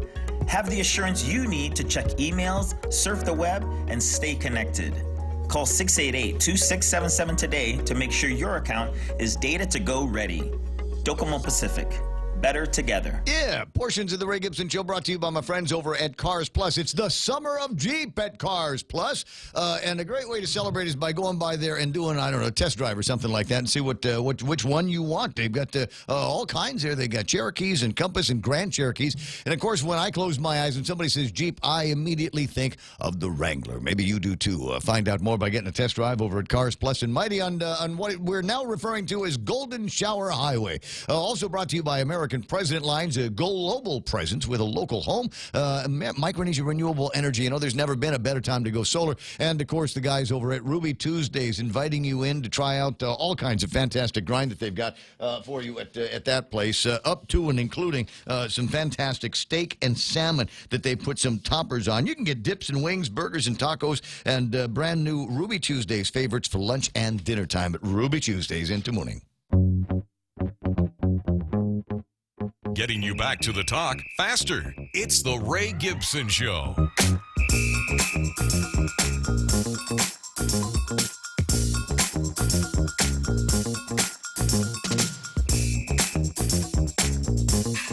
Yes, I'm looking over at these pictures here. So if you're watching on the big screen here on the Facebook Live, there's me, and here I am as a 2019 version of Ray Gibson. And then thank you very much, Michael, for taking a picture and using the Face app thing. Which everybody is doing. I mean, this thing is everybody on social media is doing it. What's crazy is when like old people do it and then just look even older than that. So what do you figure? Another 10 years, 15 years, 20 years or something like that? Yeah, I want to say it probably tacks on about 20 years or so. It says decades, but I guess for those that are 20 years old, then it looks like decades to them. I did mine too. Yeah. I'll send that one to you. Let's see. I thought I saw you do one from Saturday. When you were doing the thing on Boss. That's right, yeah. When I was doing that, let's see. Hold on. I know it's going to be here. But I wonder. Hold on to these, I guess, and see, print them out and see if it actually comes true. I mean, if these actually turn out to be what we look like in another 10 or 15 years. It's funny because I did the one because it has old and young settings filters, and so I did the old one there, and good Lord, I look old. I mean, wow. But I mean, I hope I look that good when I'm 80. That would be nice. But that's what I said, 15 years from now, still working in radio. I'm sure of it. I'm sure of it. And then I just sent you another one where I did the younger filter on it. There's a picture of me and my wife, and that actually looks like my son, Christopher. I thought so. And even his brother confirmed that. He was like, yeah, actually it does. Crazy. Now, but you got to be careful with this. I did some looking up because this is also now on Facebook and everybody's talking about it. The dangers of using these particular apps online because it goes back to a Russian company. That's right. A Russian company is messing around with the election. What is it? In the privacy terms, before downloading the app, keep in mind that under the privacy terms, it can collect any photos or other content that is uploaded and posted. It can collect information on the websites you visit and how you use the app. The disclosure said it wouldn't identify individual users. Yeah, right. Cookies and data to share with third-party advertisers to help deliver targeted programmatic advertising to your devices. It will keep track of your IP address, browser type, referring exit pages and URLs, the number of clicks, and how you interact with links on the app, domain names, loading pages, pages you view, what emails you open every time you access the FaceApp application or website, and a variety of metadata, which is going to be a great little catch-all. Yeah. So, I mean, if you were at Jerry Roberts, if you were at GuamTraining.com before you used the FaceApp, it would know about Jerry Roberts' GuamTraining.com. But it really doesn't do too much different than all the rest of them do. Facebook does just about everything that one does. To be sure, but I think the concern is it's the Ruskies. It's the Ruskies. Yeah, you're handing that stuff over to the Ruskies, and so we assume that Mark Zuckerberg is going to do the correct thing with all of the information that he collects from us. Of course he will. Yeah, and not so sure about the Russians and what they might be able to do with it, and how they might be able to, I don't know, run fakes through your URLs and your IP addresses. It worked for you? I haven't used it. It worked for I saw Mike's, but it worked for Mike. And they sent me I tried to use it. I downloaded the app and I put it on there. Yeah. I got a message back. It says, for your psychiatric protection, we refuse to do this. So I said, what is that about? I love technology. After I saw the picture, I could understand why mine should have said that. Yeah. I saw that. I was like, holy smokes. Yeah, and again, there's a picture of me. And I got to say, there's a resemblance here, and I'm not sure why. I think it's there, but I want to say that kind of reminds me of an old teacher of mine from Father Duane's, John Forbes, whose hairline was doing that after a while. I'm thinking Dan Bradley there too. Yeah, a little bit of Banana Dan in the thing. Anyway, 7:19 in the morning. Hey, let's take a look at what happened in the markets. Let's go and knock that part of the broadcast out.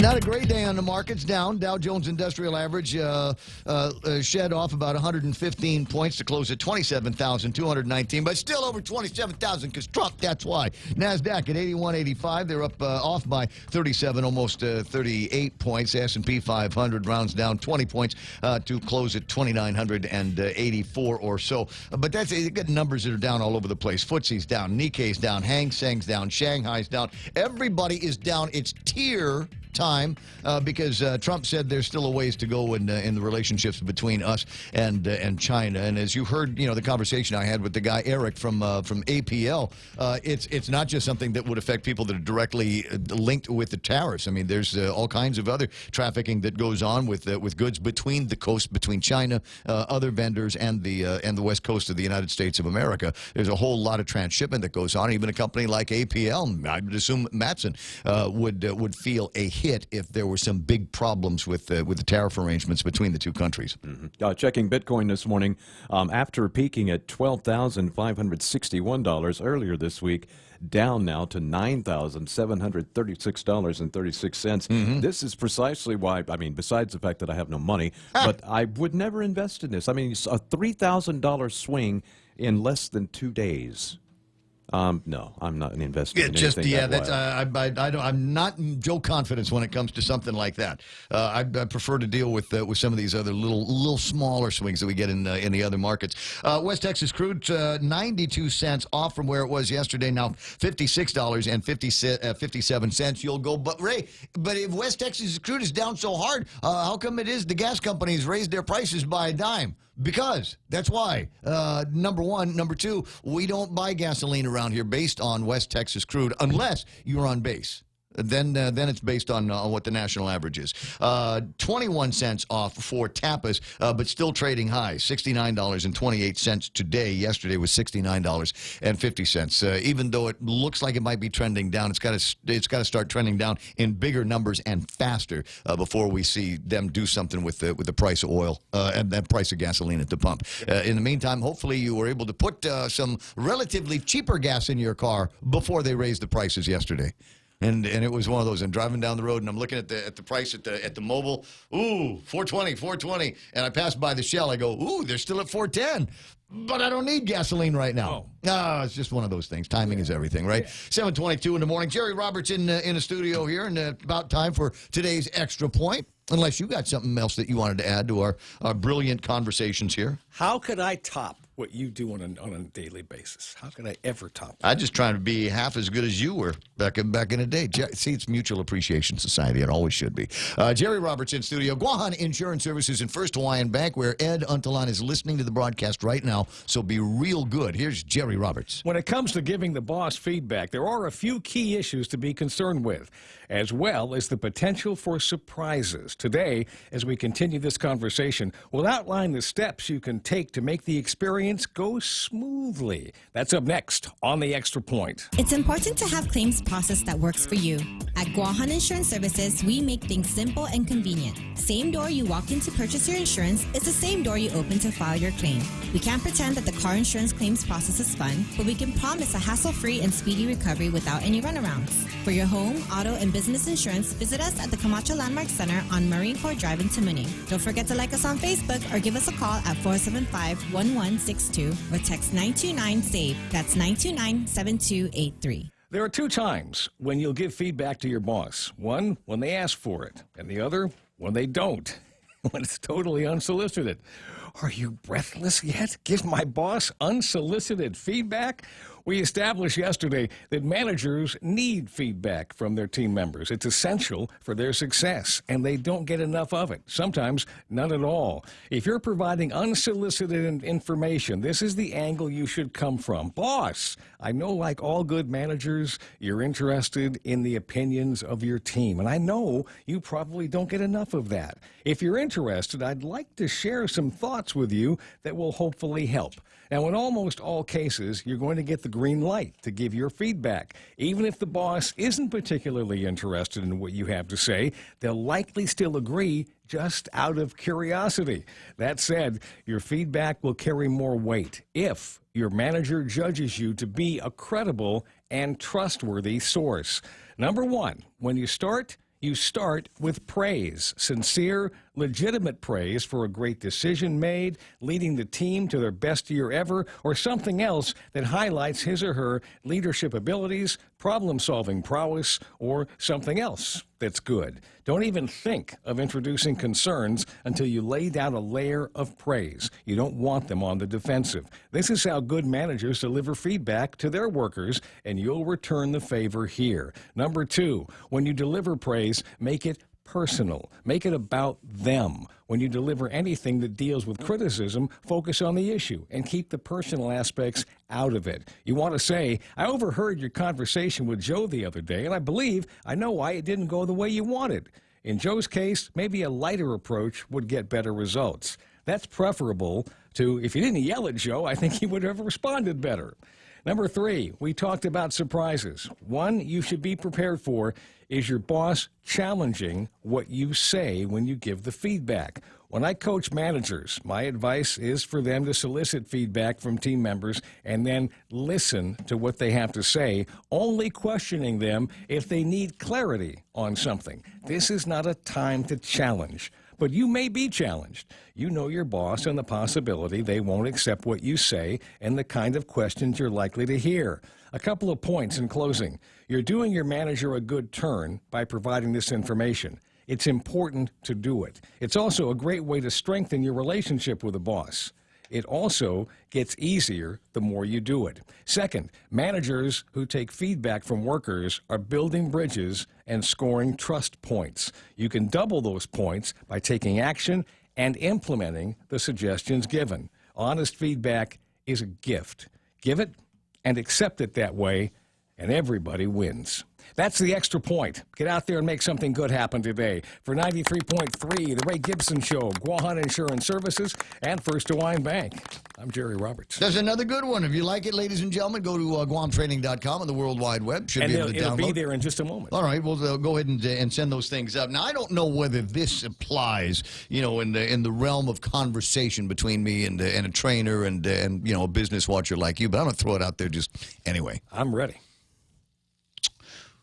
Ladies, if you wonder why all of the women at work hate you, it's because you constantly talk about how fat you are.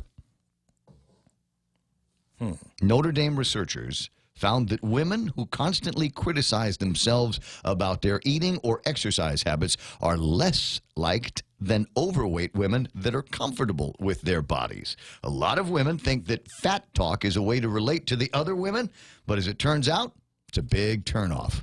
So keep that kind of thing to yourself, especially if you are skinnier than the other ones that you're fat talking to. That would be the linchpin to the deal. That would right be, there. yeah. There's little size 0 saying, "Oh, I'm so full. I ate too much last night." Talking to somebody that's a little bit gordita. Gordita.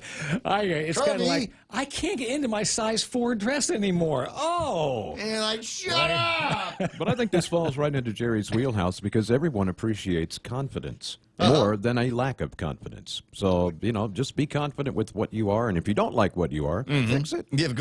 Or just keep it to yourself one way or the other. I like that. But the common sense approach is if you are more svelte than the other people, don't talk about those kinds of issues. Look at me, I'm because so someone's going to fat. smack you. There's what television show is it? I think they used that in the first season. I think that was a gag in the first season of This Is Us.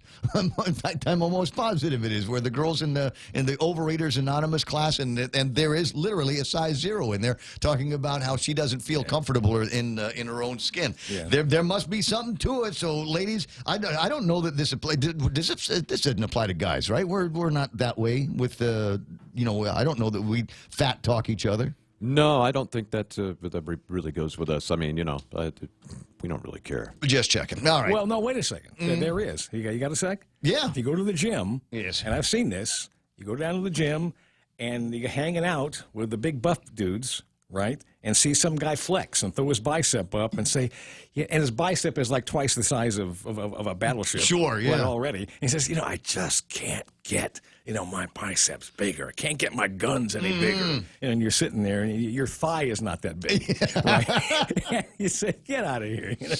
There could be some of that, yeah. Well, it's just one of those things. Confidence is a good thing, and try to keep that in your head. One other thing before we're all done. The other day there was a get-together over at the legislature, and we talked about this yesterday, a repeal and reenactment of a bill that would take the gross receipts tax, because I've decided I don't care what they want to call it, business privilege tax.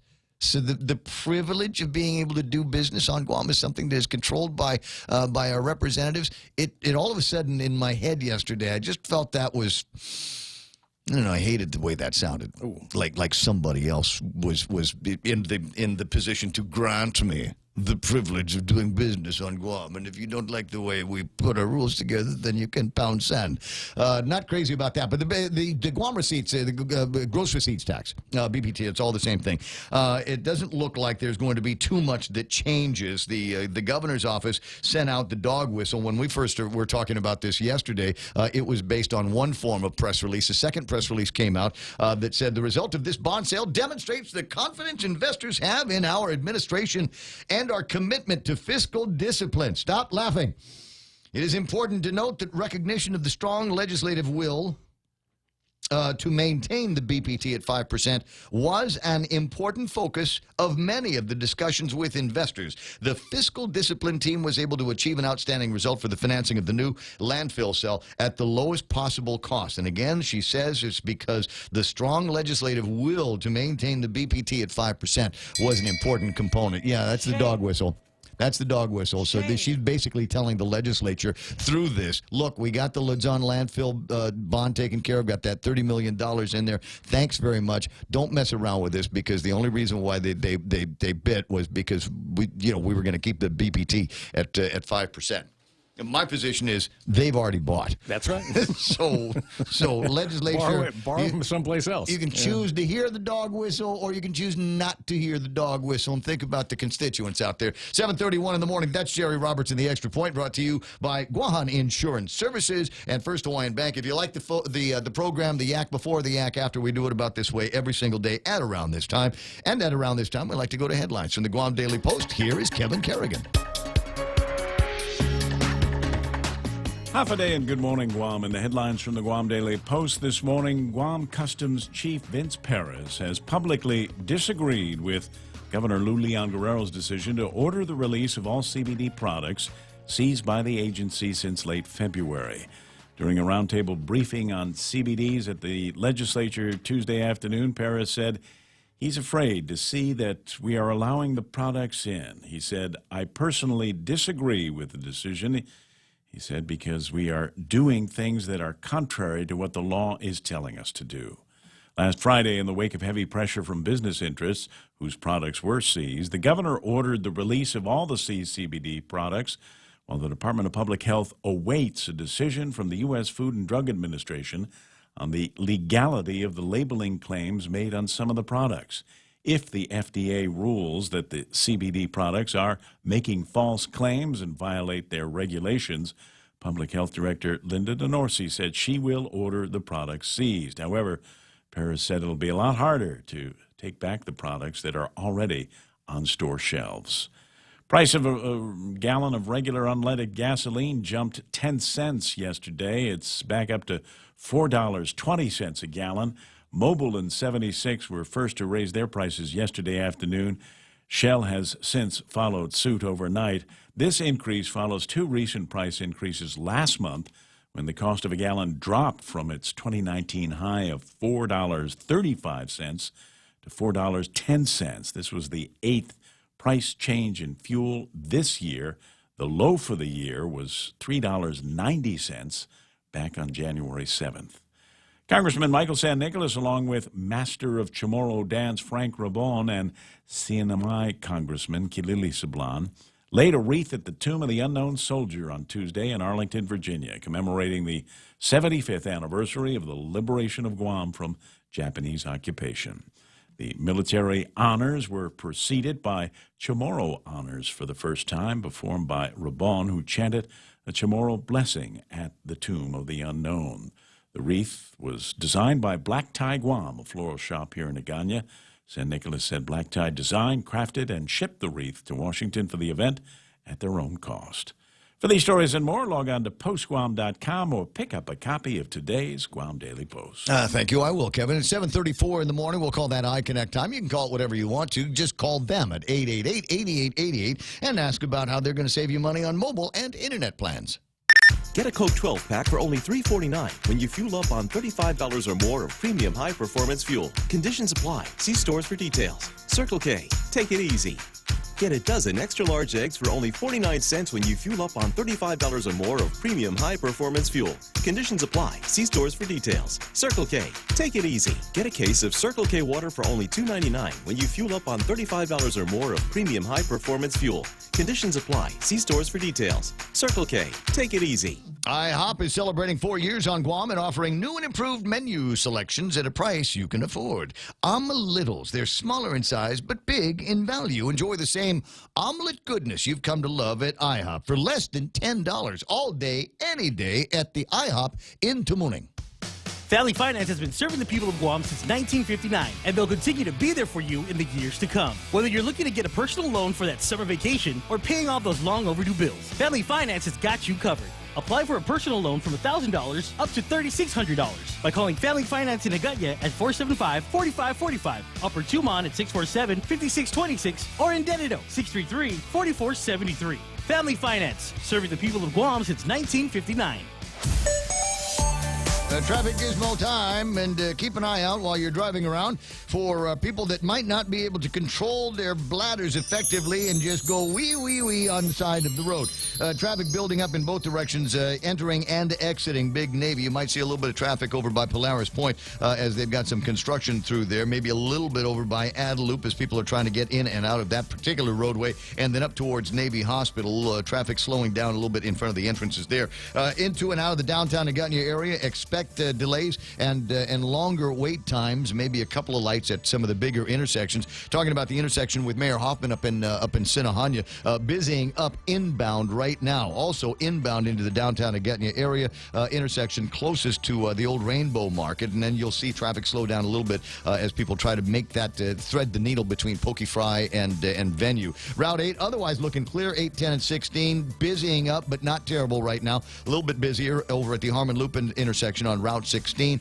Not so bad on Marine Corps Drive just yet. Not so bad on 1 and 3. Southbound traffic up in the Worcester area into Dededo moving, but maybe in a couple of spots moving a little bit slow. 7:37. That's right now traffic on the point. Mezcla Chamorro Fusion Bistro brings you island hospitality with a true taste of modern Chamorro cuisine. A bistro look that feels like home. Their menu features local and traditional flavors with a twist. From their famous Calaguan Hafa to fresh ahi poke salad and their award-winning barbecue ribs. Mezcla takes your favorite local dishes and serves them with extra flair that you'll only find at Mezcla Chamorro Fusion Bistro. Stop by their newest location in the Grand Plaza Hotel in Tumon. For reservations, call 969-2652. Mezcla, a true taste of Guam.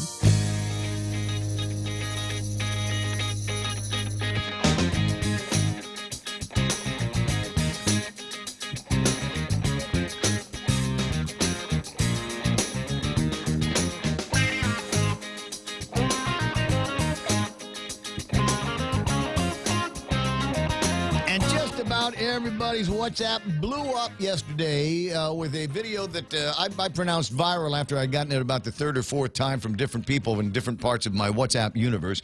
And it's one of those things where I cannot, as a radio guy that has got access to the capability on Facebook Live, YouTube Live, thepoint.gu, and the Daily Post's website, I can share this video with you. And so I'm going to. If you have not seen it yet, it is a video of a fella, and it starts with him getting out of the car, but that's not on the video, as has been provided by the couple of ladies that were driving around and caught this guy going out of the automobile and then relieving himself in a very public place. San Jose Market up there, and catty corner to that, you've got Cars Plus. You've got Teedson on the backside, and there he is, just out there doing what nature wants him to do.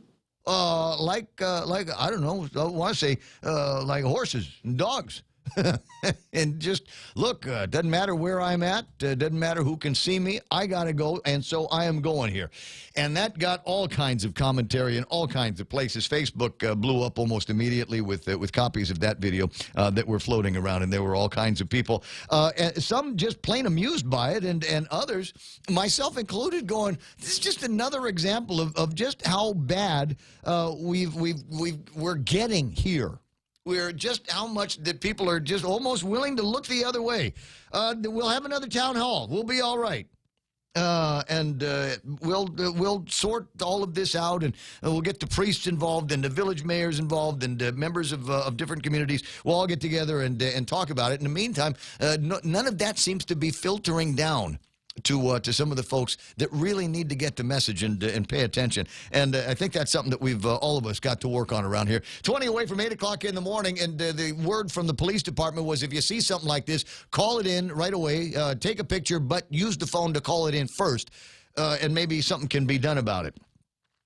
They don't have a date or a timestamp on that, or don't feel that whatever they do have is going to be conducive to an investigation, although there are a couple of people that have already identified that guy. Might know him. Somebody said he sells barbecue up at the old Dededo flea market, not the new one, the old one. 20 away from the top of the hour. And there's another way that you might be able to, if you see something that looks wrong, especially around the beach or the ocean, there is now a toka. And when you're a little kid on Guam, ask Chelsea. Chelsea knows. When you're a little kid on Guam, if you've done something wrong and your friends all know it, they go, ooh, toka, Chelsea, you're going to get it. Absolutely. Just wait until teacher finds out toka. You're going to have to bang the erasers against the flagpole all day. Good morning, Chelsea Munyabrecht. Good morning, Ray Gibson. How you doing there? I am doing awesome. How are you? Not bad. How's things over at the Department of Agriculture? Progressing, getting way better, having a lot of fun with it. Oh, so you had wanted me to update you when we can do that in another call, but we're about 75% of the way through identifying every single one of our laws that needs to be updated or amended or repealed. Oh. I wish that would spread around like a cold in the family, because there's so many of these laws and rules out there that conflict with one another. I'm so glad that you've taken the time to identify some of these places where we do have loopholes that need to get closed, or where we do have legislation that is no longer pertinent to the way we live in 2019. I think that's great. How are you doing on the manpower side? I seem to be hearing that there's more and more things happening with Department of Agriculture agents. There are more things happening. We're still short on manpower, but we're working on it. We're talking to our senators. And with the conservation officers, it's a little more challenging because they're funded primarily through the general fund. And the statutes that govern conservation nationally and that trickle down to our department locally do not allow for funding to be spent on enforcement. So all the funding that our Fish and Wildlife Division get to preserve and conserve and manage and protect, they're legally bound not to spend that on law enforcement. Okay. Now, in particular, and when I say that they seem to be hearing more about your guys out there doing different things, there were a couple of jugheads that were busted for shoplifting, shooting, hunting on the wrong side of the military fence. Now, I guess feels like in other times that would have been something that the military took care of, but in this case, the arrest was made by you guys. Well, it's actually a partnership, so Okay. it's not just one or the other. We have conservation officers that meet on I believe right now it's on a quarterly basis with personnel from Anderson, and we also have relationships with Navy. So it's not just a one-sided thing. And when they see something happening on their end, they'll call our guys to let us know, hey, we've got something going on over here, and then then it's handled on both sides. Now, handed on both sides. Who's going to be carrying the water on the prosecution of this case? Is that going to be local? Is it going to be federal? Combination of both? Well, it depends on what they were doing. If it was something related to endangered species, then that'll be handled on the federal side. Oh, I think they were just looking for pigs and deer to shoot, and certainly we don't have a problem with the population on the ungulates here. Oh, no, not at all. Now, if they were going shooting trees. If they were shooting trees, Chelsea, that would be a whole different story. Well, then we've got a whole different kind of green justice system to go through for that. If they were shooting green turtles, they'd be in big trouble. Big time. Yes, absolutely. Tell me about this Toka hotline that you've got now. Well, I love the number, and that was all the brainchild of Austin Shelton, the 869 or 864 Toka number. That was Austin's first choice, and we were really fortunate that it was available. And I told him every time I say the number, I feel like I should be wagging my finger when I Yes, Toka. The two go together like teenagers in crime. Now, what's the basis of it? I've read a little bit of the write-ups in the articles, but you know me, I just look at headlines and then make up my opinions from there until somebody tells me that's the wrong way to do it. So we've got this hotline here. What is it that I'm supposed to be looking at before I press the buttons? Well, if you see anyone in any of the preserves fishing when they shouldn't be, if you see someone basically damaging any of our natural resources that they shouldn't be, if they're poaching or if you're aware of people who are poaching, causing fires, like we said with the turtles, endangered species or violating any of our endangered species laws. And the most predominant, of course, is relevant to the turtles. But there's several other endangered species like the snails, any of our seabirds, the migratory seabirds, and then the protected native birds. But I think what we will see largely is our marine preserves, poaching, fire setting, and turtles. Those are the most likely culprits. As an example, there is a restaurant not too far away from me that is selling octopus Kelaguen at lunch.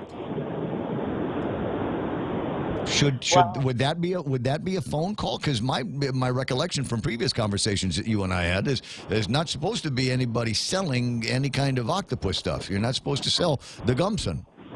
Well, you're not supposed to sell locally caught Gibson, so they might have imported that.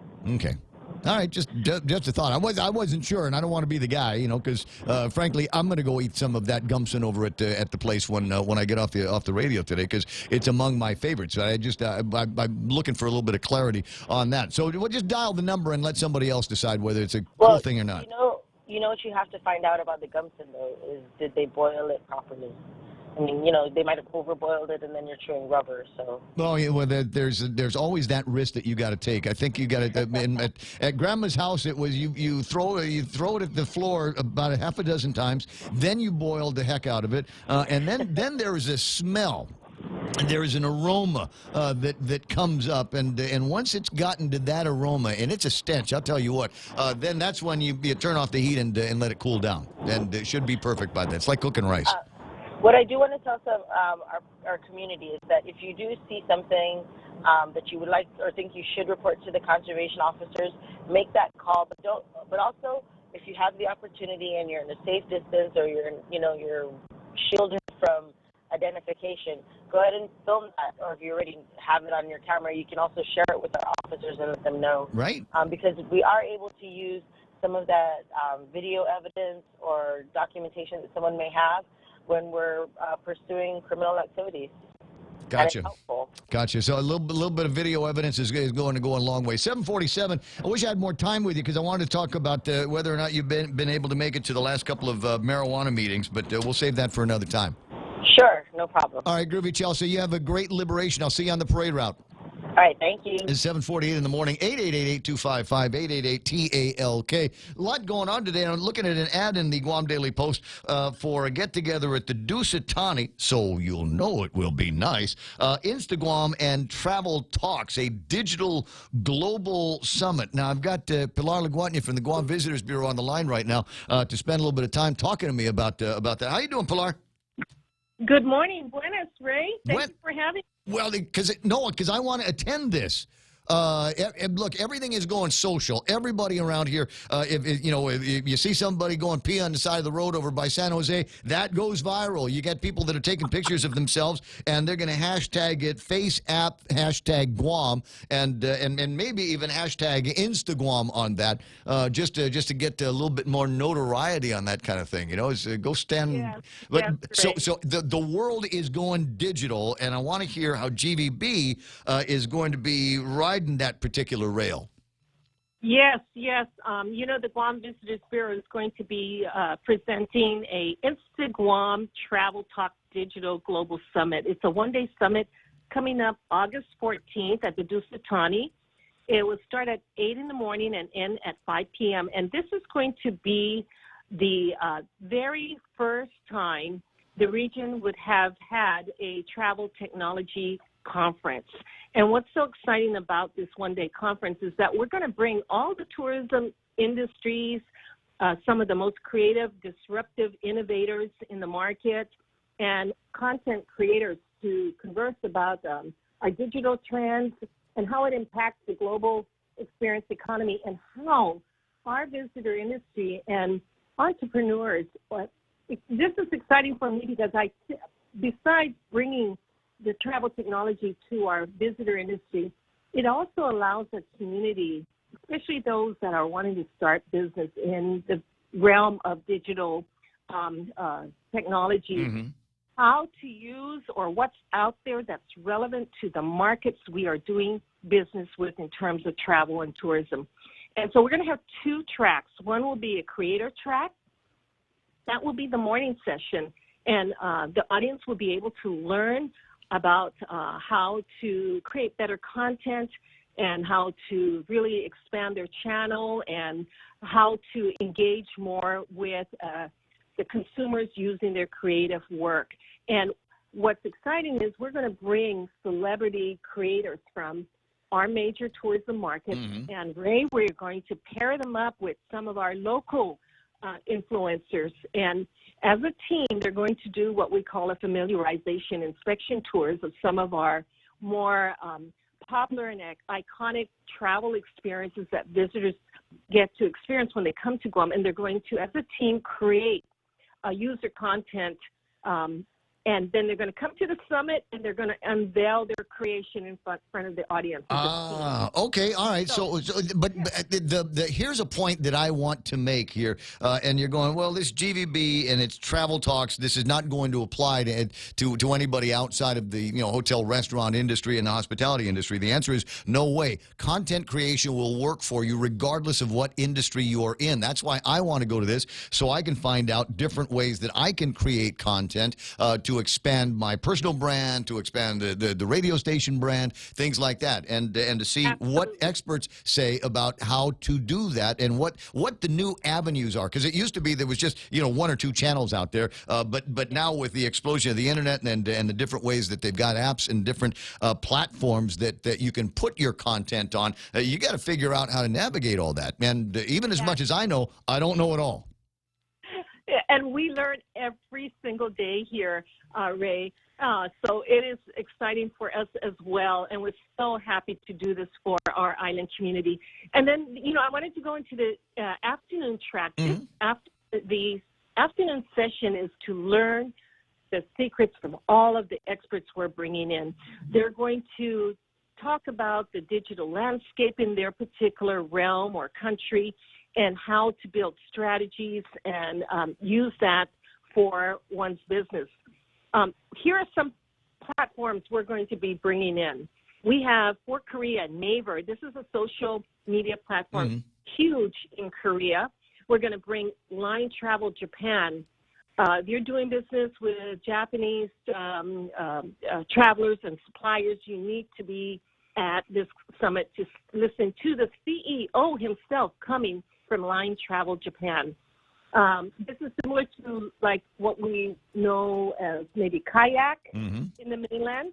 So Line Travel Japan is important for the Japan market. Then we're having TripAdvisor come back, our good friends. Yeah, I was going to say, if you missed the last TripAdvisor show, you've got to go to this one. It's not just for people in the airplane and hotel business. Anybody that has anything to do with tourism and the hospitality industry here on Guam needs to figure out how to get your TripAdvisor scores all the way up. Yes, and we, this is, we've been bringing a lot of training from TripAdvisor, and Sarah Matthew, our dynamic friend from the company, will be coming. And also from, we have a very well-known Airbnb super host from Vietnam called Christina. We have Airbnb themselves coming. We have Booking.com. Oh, wow. And we have Skip. I don't know if you know who Skip is, but they're the leading travel, trade, information source for business executives who want to know the latest trend and forecasts for travel business globally. Then what's exciting is we're going to have 00 Robotics, who is going to have their international launch of their new creation, the Hover 2 drone, which uses facial recognition and 4K imaging technology. And so they'll demonstrate it, they'll launch it right here in Guam, and this is going to be a very historical and significant moment for not only this type of technology, but it's going to happen right here in our island. They're launching the product from Guam. Yes, the Hoover 2 drone. So you'll be hearing from one of the creators, the founders. He will be here to introduce and present at our summit. As I said, I'm excited about. I'm going to try to big shot my way into one, maybe both of them. Kazendo's wondering if he can call in. Yeah, you absolutely can call in 888-825-5888 TALK and talk about that. And the subject when we talk about content creation or how we're going to roll this stuff out, there seems to be a growing conversation. And I want to say that it started at GVB a few years ago on highlighting influencers, and there is a number of influencers here, generally based on the content that they are creating and the followings that they gather. But when you start looking around at your Instagrams, especially on Instagram, where you might come across a picture of a pretty girl and you click on it and you come to realize that she might have something like 175, 200,000 followers, and these people become influencers on their own. So it's, is there going to be a conversation about how to determine who your influencers are or how to become a better influencer? Yes, we will have actually influencers come to Guam, and like I said, they will be pairing up with some of our local influencers. We are going to have our keynote speaker, Sam Colder. He has 1.4 million followers on his Instagram. He was with Beautiful Destinations. He is a filmmaker. He will be telling everybody, sharing his experience, giving his. Ray, I want to say, for the last, I'd say 6 years, GVB has really been gravitating to more, not just market specific, but globally. We've been working with Google, Expedia, TripAdvisor, and all of these other platforms. And Guam, I don't know if our community realizes it, but our brand reputation globally has really risen across the globe. And just to give you some idea of how deep we reach the digital world is, our statistics show in 2018, just with the influencers we have hosted, they have given our island 19.4 million key opinions on their handles. So that is really significant. And the investment we make to host them here is, very small. It's small in comparison. Yeah, there are content generators out there. There's influencers out there, and there's so many different, as you say, channels that we're in. So you can obviously do a hashtag Guam or a hashtag Instagram, but even the hashtags Island Life, things like that, you'd be surprised at how often Guam will come up and how often influencers from out of town are using hashtag Island Life in their posts that point to things like the Guam images at the Plaza de España, the Guam letters over at Ipao Beach. It really is fascinating. If you want to know more about it, I really, really urge you to, what's the website you want people to go to? Just to the Guam Visitors Bureau website, and they can click on, visit Guam.com. Gotcha. 7:58. Sorry, Pilar, I've only got a couple of minutes left, and I wanted to make sure that everybody knows. Is this morning the breakfast with the Liberators? Yes. Well, actually, they're all coming to be interviewed by the media, and GVB is just hosting them a breakfast before the press interviews with them. And Mr. Rosengren was able to make it. Yes, the governor was with us and the lieutenant governor yesterday to greet. We had two Liberators that came. Oh, they're yesterday. here. Yes, and the last flight came in around 10:30 p.m. Mm-hmm. So. I was really impressed with our governor and lieutenant governor for actually squeezing in the time of their long days to welcome them to Guam. And so we're delighted, and we're excited that they're here to join us. Well, I was just worried because Rosengren was having a hard time coming up with the money. His GoFundMe didn't look like they'd gotten all of the dough that he needed to get here. But I'm glad that he's here, and hope he has a great liberation. I know it's going to be just memories for him and his grandkids, great grandkids that are here on Guam. Pilar, I love talking with you. Bring some of these guys by maybe around Travel Talks time, all right? Yes, we will do that. Okay, groovy. Talk to you pretty soon. Pilar Guanya from the Guam Visitors Bureau. The radio station is KUSG. Guanya, stand by. We got Fox News Live coming up. On the other side of that, Kevin Kerrigan from the Guam Daily Post. Blake and Mike, and maybe a little bit of Kevin, will try to pretend to talk about sports. Gold again for Guam. More on that in just a little bit. And we're going to get Tapao on the line today? Fingers crossed. We'll see what happens. Stand by now for Fox News Live. This is 93.3 The Point.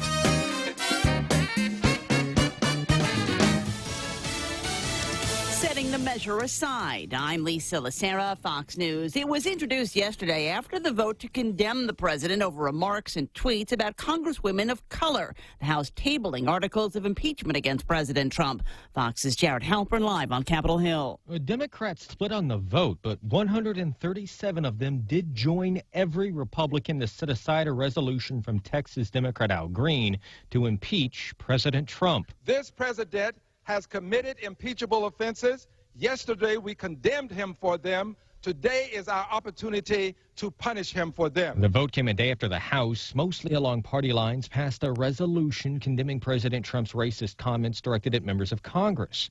House Speaker Nancy Pelosi has not supported impeachment efforts. She told reporters today several committees are working on following the facts. Lisa. Jared, a short time ago, the president again sticking to his guns. If people want to leave our country, they can. If they don't want to love our country, if they don't want to fight for our country, they can. I'll never change on that, no. The president with the comments before heading to North Carolina for a rally scheduled to start about an hour from now. Massachusetts prosecutors have dropped the sexual assault case against actor Kevin Spacey. After the man who originally filed the sexual assault claim refused to testify about text messages that were reportedly deleted. Spacey was accused of assaulting the man, then 18 and underage, at a Nantucket restaurant where the teen worked as a busboy. The actor pleaded not guilty. The case began to falter last week when the man was ordered to testify about a now missing cell phone that he used the night of the alleged assault, but instead invoked his Fifth Amendment right against self-incrimination. Fox's Michelle Polino. Wall Street at the close. The Dow lost under 15 points. The Nasdaq gave up 37. The S&P fell 19. This is Fox News.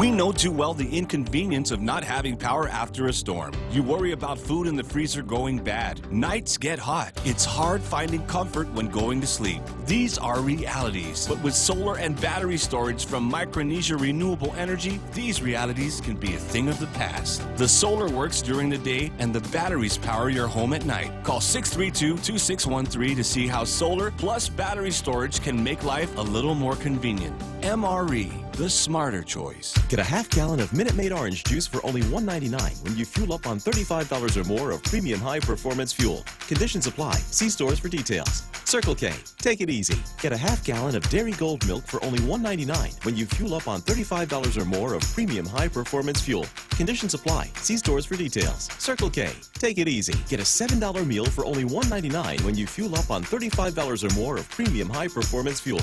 Conditions apply. See stores for details. Circle K. Take it easy. The 9/11 victims' compensation bill appears to have hit a snag in the Senate as Kentucky Republican Rand Paul blocked the measure over concerns on how to pay for it. Senate Democratic leader Chuck Schumer blasting Paul. I don't hear Rand Paul get up on the floor and say we have to pay for the entire defense budget or the money for our soldiers. That's fine with me. But why is he doing it now? The bill would fully fund the victims and their families through 2090. Life in prison plus 30 years for Joaquin El Chapo Guzman, the Mexican drug lord convicted 5 months ago in New York in a major drug trafficking case that prosecutors say saturated the U.S. with cocaine and other narcotics. The defense claims he was framed and they plan an appeal. Another day of protests in New York City after the Justice Department declines to file civil rights charges against a white police officer in the death of Eric Garner, a black man whom he was trying to take into custody. Today marks 5 years since Garner died after being forcefully detained by police on Staten Island. Young people gathered in Manhattan to speak out. Because 5 years without justice is 5 years too many. While Officer Daniel Pantaleo has been the focus of community anger as the officer who restrained Garner, protesters say the city has delayed justice for Garner's family when it comes to the officers with Pantaleo. By not firing them, by giving them raises, by keeping many of their identities still hidden from the public. Pantaleo, while not being charged federally, is still subject to NYPD discipline or termination. In New York City, Gernal Scott, Fox News. Nicki Minaj pulled out of it, but Janet Jackson and 50 Cent are apparently in the Jeddah World Fest, a concert in Saudi Arabia. The Human Rights Foundation and other organizations have asked artists to not perform there, where gender segregation between single men and women is enforced in many restaurants and schools. I'm Lisa Lacera, and this is Fox News. Security Title is honored to join in sponsoring Ray Gibson on The Point. My name is Alicia Blas from Agate, and this is where I start my day, listening to the voices of our community and sharing thoughts about issues that affect all of us. It all boils down to our people and our land. Putehi Igumamu. Protect your home. When purchasing or refinancing your home, remember to call the professionals at Security Title, just like you call Ray Gibson in the morning. Mezcla Chamorro Fusion Bistro brings you island hospitality with a true taste of modern Chamorro cuisine. A bistro look that feels like home. Their menu features local and traditional flavors with a twist. From their famous Calaguan Hafa to fresh ahi poke salad and their award-winning barbecue ribs, Mezcla takes your favorite local dishes and serves them with extra flair that you'll only find at Mezcla Chamorro Fusion Bistro. Stop by their newest location in the Grand Plaza Hotel in Tumon. For reservations, call 969-2652. Mezcla, a true taste of Guam. Viva Guam! As Guam celebrates 75 years of liberation, Nambo Insurance honors the brave heroes who dedicated their lives to fight for our freedom. With great pride, we salute those who made our liberation possible. At Nambo Insurance, they share the same dedication to serve our community, from offering reliable home, auto, motorcycle, and business insurance to providing friendly half-a-day service. Nambo Insurance is dedicated to serving Guam. From your Nambo family, happy liberation, Guam.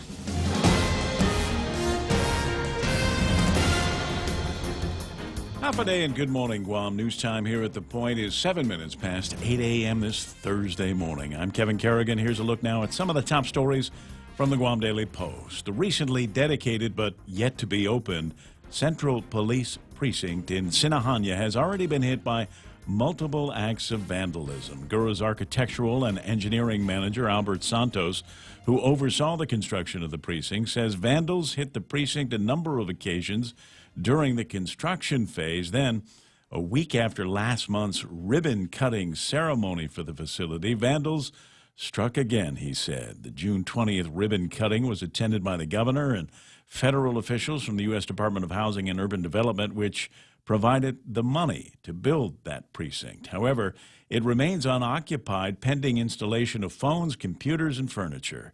Santos said at least 3 incidents of vandalism at the new police precinct have been reported.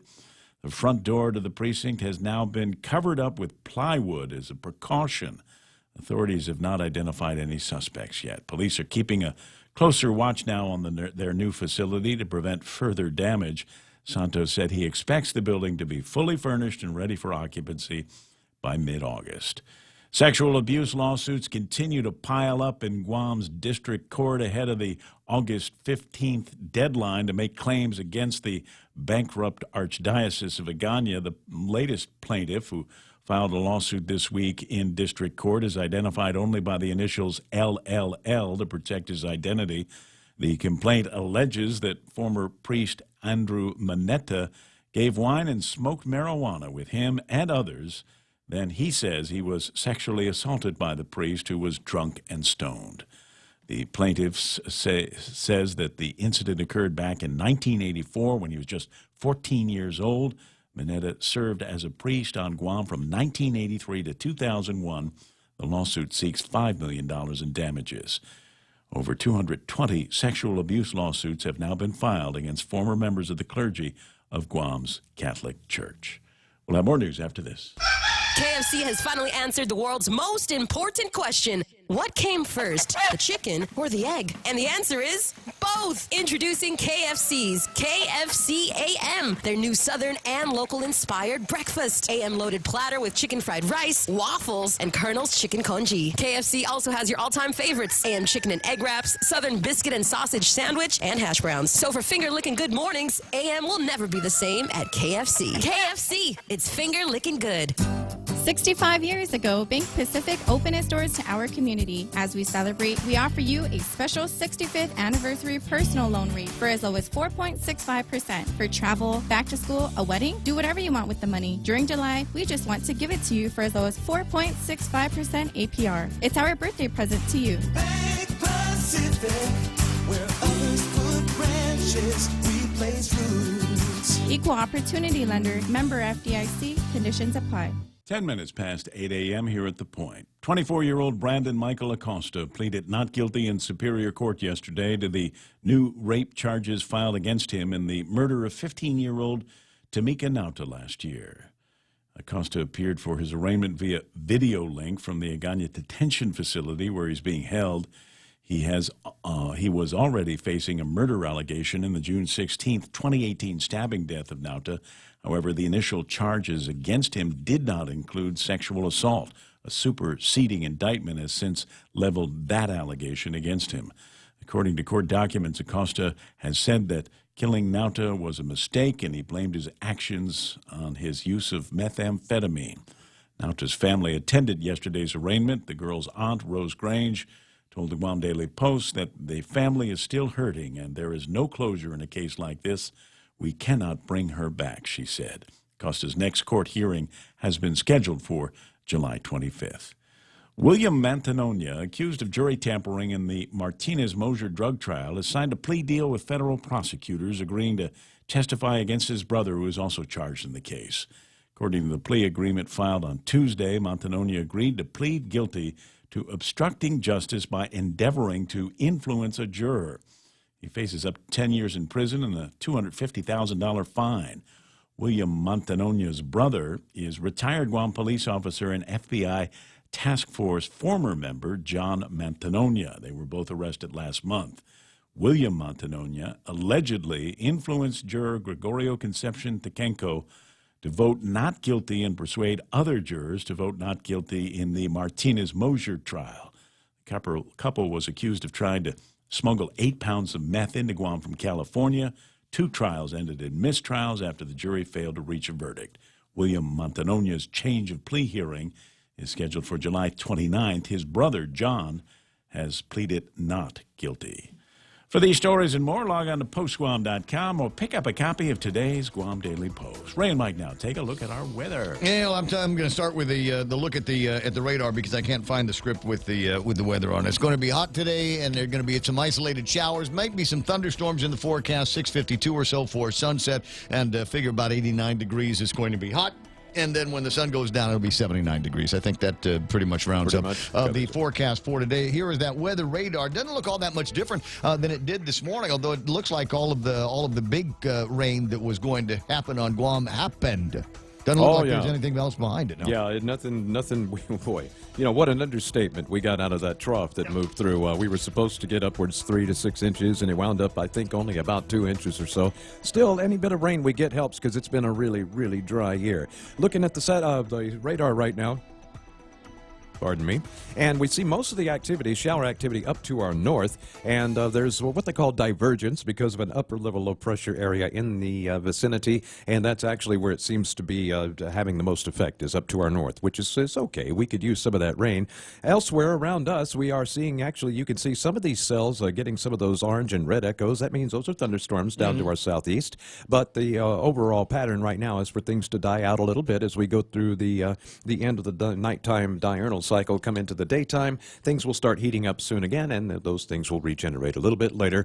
Going satellite, no major weather systems in our immediate area.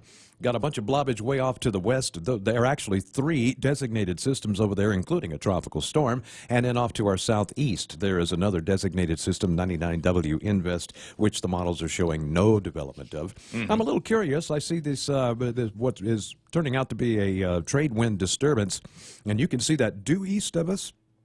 Pardon me, about 400 miles off to the east there, and I'm a little concerned that might be moving through over the next couple of days, but anything that moves through should be moved through by Liberation Day, and the National Weather Service says that'll just be partly cloudy to mostly cloudy, isolated showers, and hot. And that's all you got. 8:14, that's news and weather together. Coming up, we're going to pretend to talk about sports and gold with Blake Watson. Business travel just got easier. Take your data plan with you for only $10 a day to all 17 Data2Go destinations. Never worry about additional data roaming charges when you go where your business needs you. The US, China, Thailand, and so much more. Have the assurance you need to check emails, surf the web, and stay connected. Call 688-2677 today to make sure your account is Data2Go ready. Docomo Pacific. Better together. I want to take an opportunity to say thanks very much to a bunch of sponsors of the Ray Gibson Show, including my friends over at Ruby Tuesdays, Monday, Wednesday, Thursday, Friday, 4 to 6, and all day Tuesday, select draft beers, wines, sangrias, or an RT Tipsy Palmer. Ruby Relaxer, all $5 or less, $5 appetizers, too, at Ruby Tuesdays, Guam. That's where happy hour is. Portions of the program also brought to you by Micronesia Renewable Energy. There's never been a better time to go solar, and now battery systems for your solar systems. American President Lines, global presence with a local home and security title when you absolutely need confidentiality in your real estate transactions. They can keep Let's go for a drive. Let's take a stroll. Let's gallivant. Let's go cruising. We all have different ways to describe how we get up and go in our cars. But whatever you may call it, you can do more of it when you save 6% off your fuel purchases at any Shell station when you use your eligible Bank of Guam Visa and MasterCard credit cards. So stop by any Guam or CNMI Shell station and start saving today. Visit bankofguam.com for more information. Terms and conditions apply. Bank of Guam, the People's Bank. Member FDIC. Portions of the program also brought to you by Take Care Insurance. Don't forget, there is still the Summer of Jeep going on at Cars Plus, right there off the Golden Shower Highway. Check them out up in Mighty and take a test drive of a brand new Jeep Wrangler. 1.99% APR gets you behind the wheel of that rig. And then you can drive right down to the Wendy's in Agana and get yourself a berry burst salad, strawberries and blueberries, and they've got feta cheese in there and slices of almonds. And, of course, there's chicken. Raspberry vinaigrettes tops the whole thing. So good for you. Berry Burst at Wendy's. It's the Ray Gibson Show. Morning talk that matters. Call now, 888-TALK. That's 888-8255.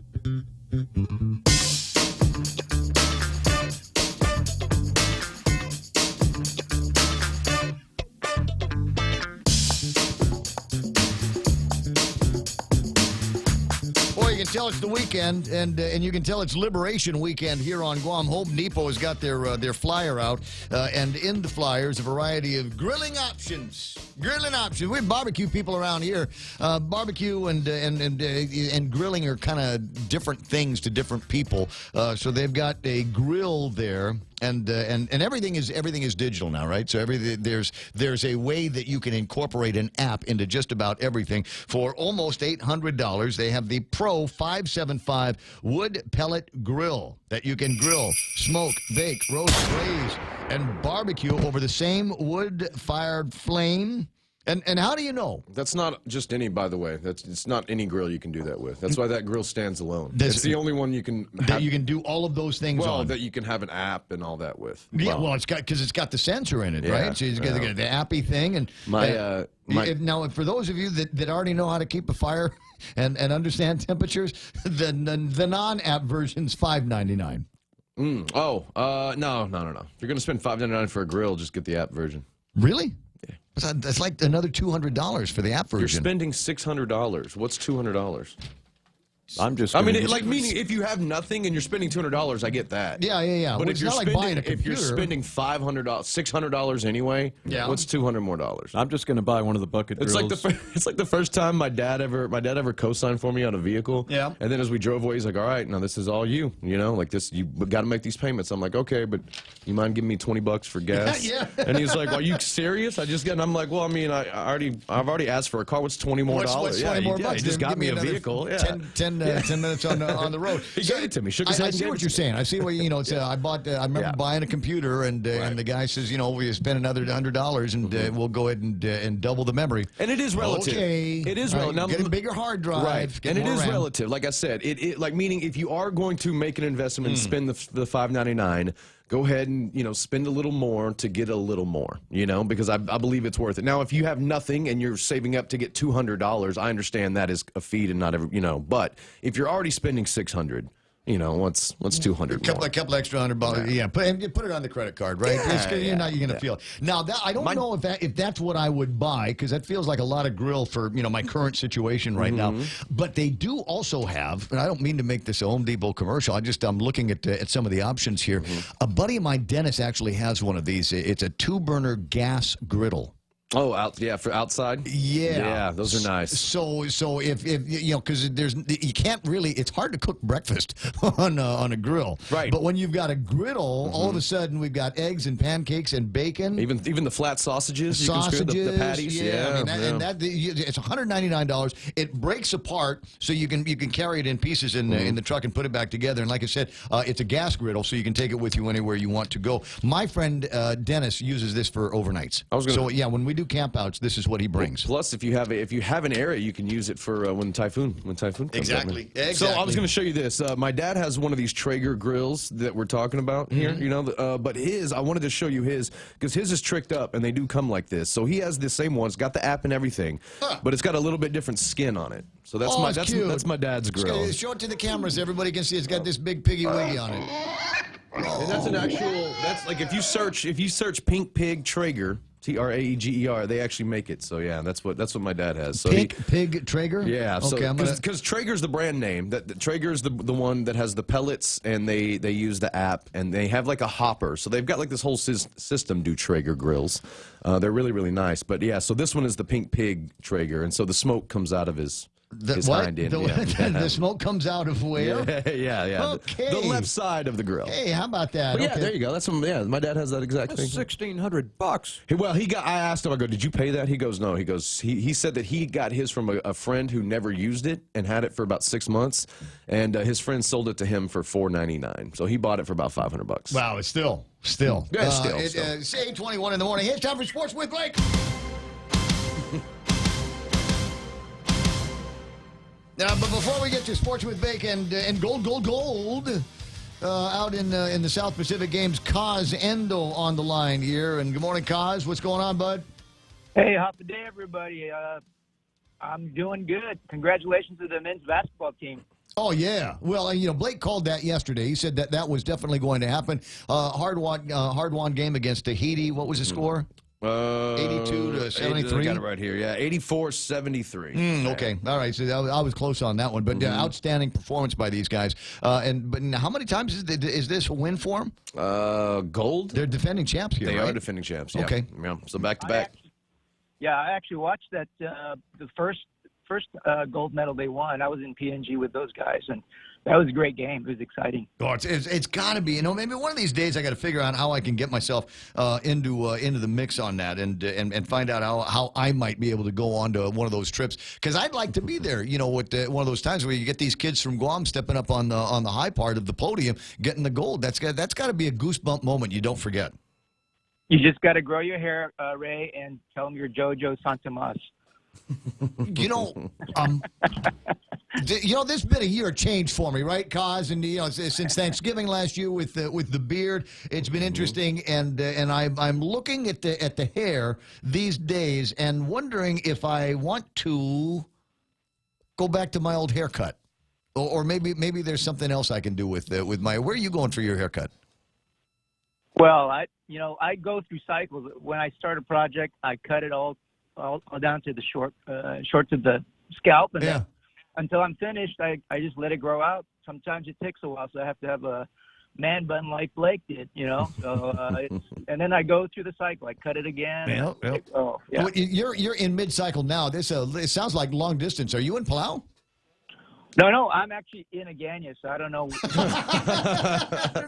Mid-range distance. I felt there was the disturbance in the force on the phone call. Well, anyway, but you're going down, aren't you? Yeah, well, we've got 2 more to go, and we've got the Rota event that's designed for the Enduro, which is what I wanted to announce today a little bit and say, we got a 3-person relay race, and that's unique, where one does the run, one does the swim, and one does the ninja. So it's like a triathlon, but you take out the bike and you put in a ninja. And can you describe the ninja for the untrue believers? Yeah. So the ninja part is an obstacle, structure that we designed, sort of like the Ninja Warrior that you see on TV. A lot of hanging, jumping, crawling. And then the run is going to be about a 10-mile trail run, and then the swim is a open ocean 2.4-mile swim. So this is for a little bit more top athletes. We are calling this our championship for the elite athletes. So that's debuting in September. So what he's saying, Blake, is you bring the paper plates, I'll bring the ice. Yeah. We're not in it. No. I'll watch from the side. Did you? Did I read right? Do you have a private charter for one of those trips or for that trip? Yeah, we're arranging private charters. Yeah. Okay. So there's an 8-seat charter, and depending on how many people sign up, hey, we'll have Air Conquer going up, taking people directly to Rota from Guam or Saipan. That's it. And be a fun trip out there. Short one, but a fun one. Hopefully that turns into something that people can do all the time. Because we got to be able to figure out a way so that we can get from all of the different islands in a much more convenient and Ray Gibson schedule friendly manner. 8:25 in the morning, and you got that going on. Yeah, you want to give me a prediction, Kaz, on the Pacquiao Thurman fight that's going to be taking place on Sunday, which if we don't talk about, Renee Logie is going to get mad at me. Well, you know what? Win or lose, I'm all Manny. I'm all in on Manny. Yeah. When he's fighting, we're all Filipinos, aren't we? Yeah, man. I ordered the Sinigan and get a San Miguel Light. I love that.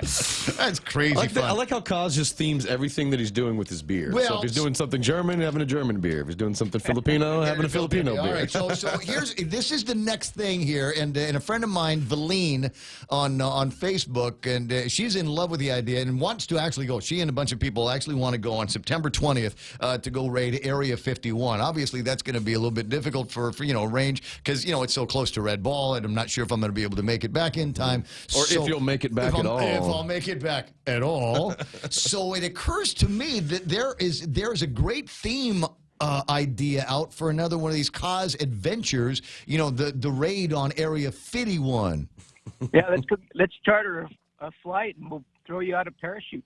Well, I don't know about that, but not actual Area 51. But I mean, is there a military, like maybe abandoned, maybe still going, installation here Or maybe there's something that we can do up in Tinian where the Enola Gay took off. And you remember it was when that first A-bomb went off, that was the signal to all of the alien life all around the universe that we had gone atomic here on Earth. And that is when we started seeing and hearing more UFOs. Like a flare. Yes, like it was a beacon. We're here. We've arrived, aliens. Yeah, well, they know we have atomic weapons. They're just puzzled why they're pointing at ourselves. You would think. So, anyway, play around with the concept, all right? Just look it up on the Facebooks and play around with the concept. Yeah, but with that said, the thing you announced, I think a few weeks ago, you go, hey, I wonder if anybody would do a dodgeball tournament. We're gonna put one together, and we're gonna have a level tournament where the end game is to get in to the team, and instead of Smear the Queer, because that's not politically correct anymore, we're gonna have Smear Ray or Blake. Wait, I want protection.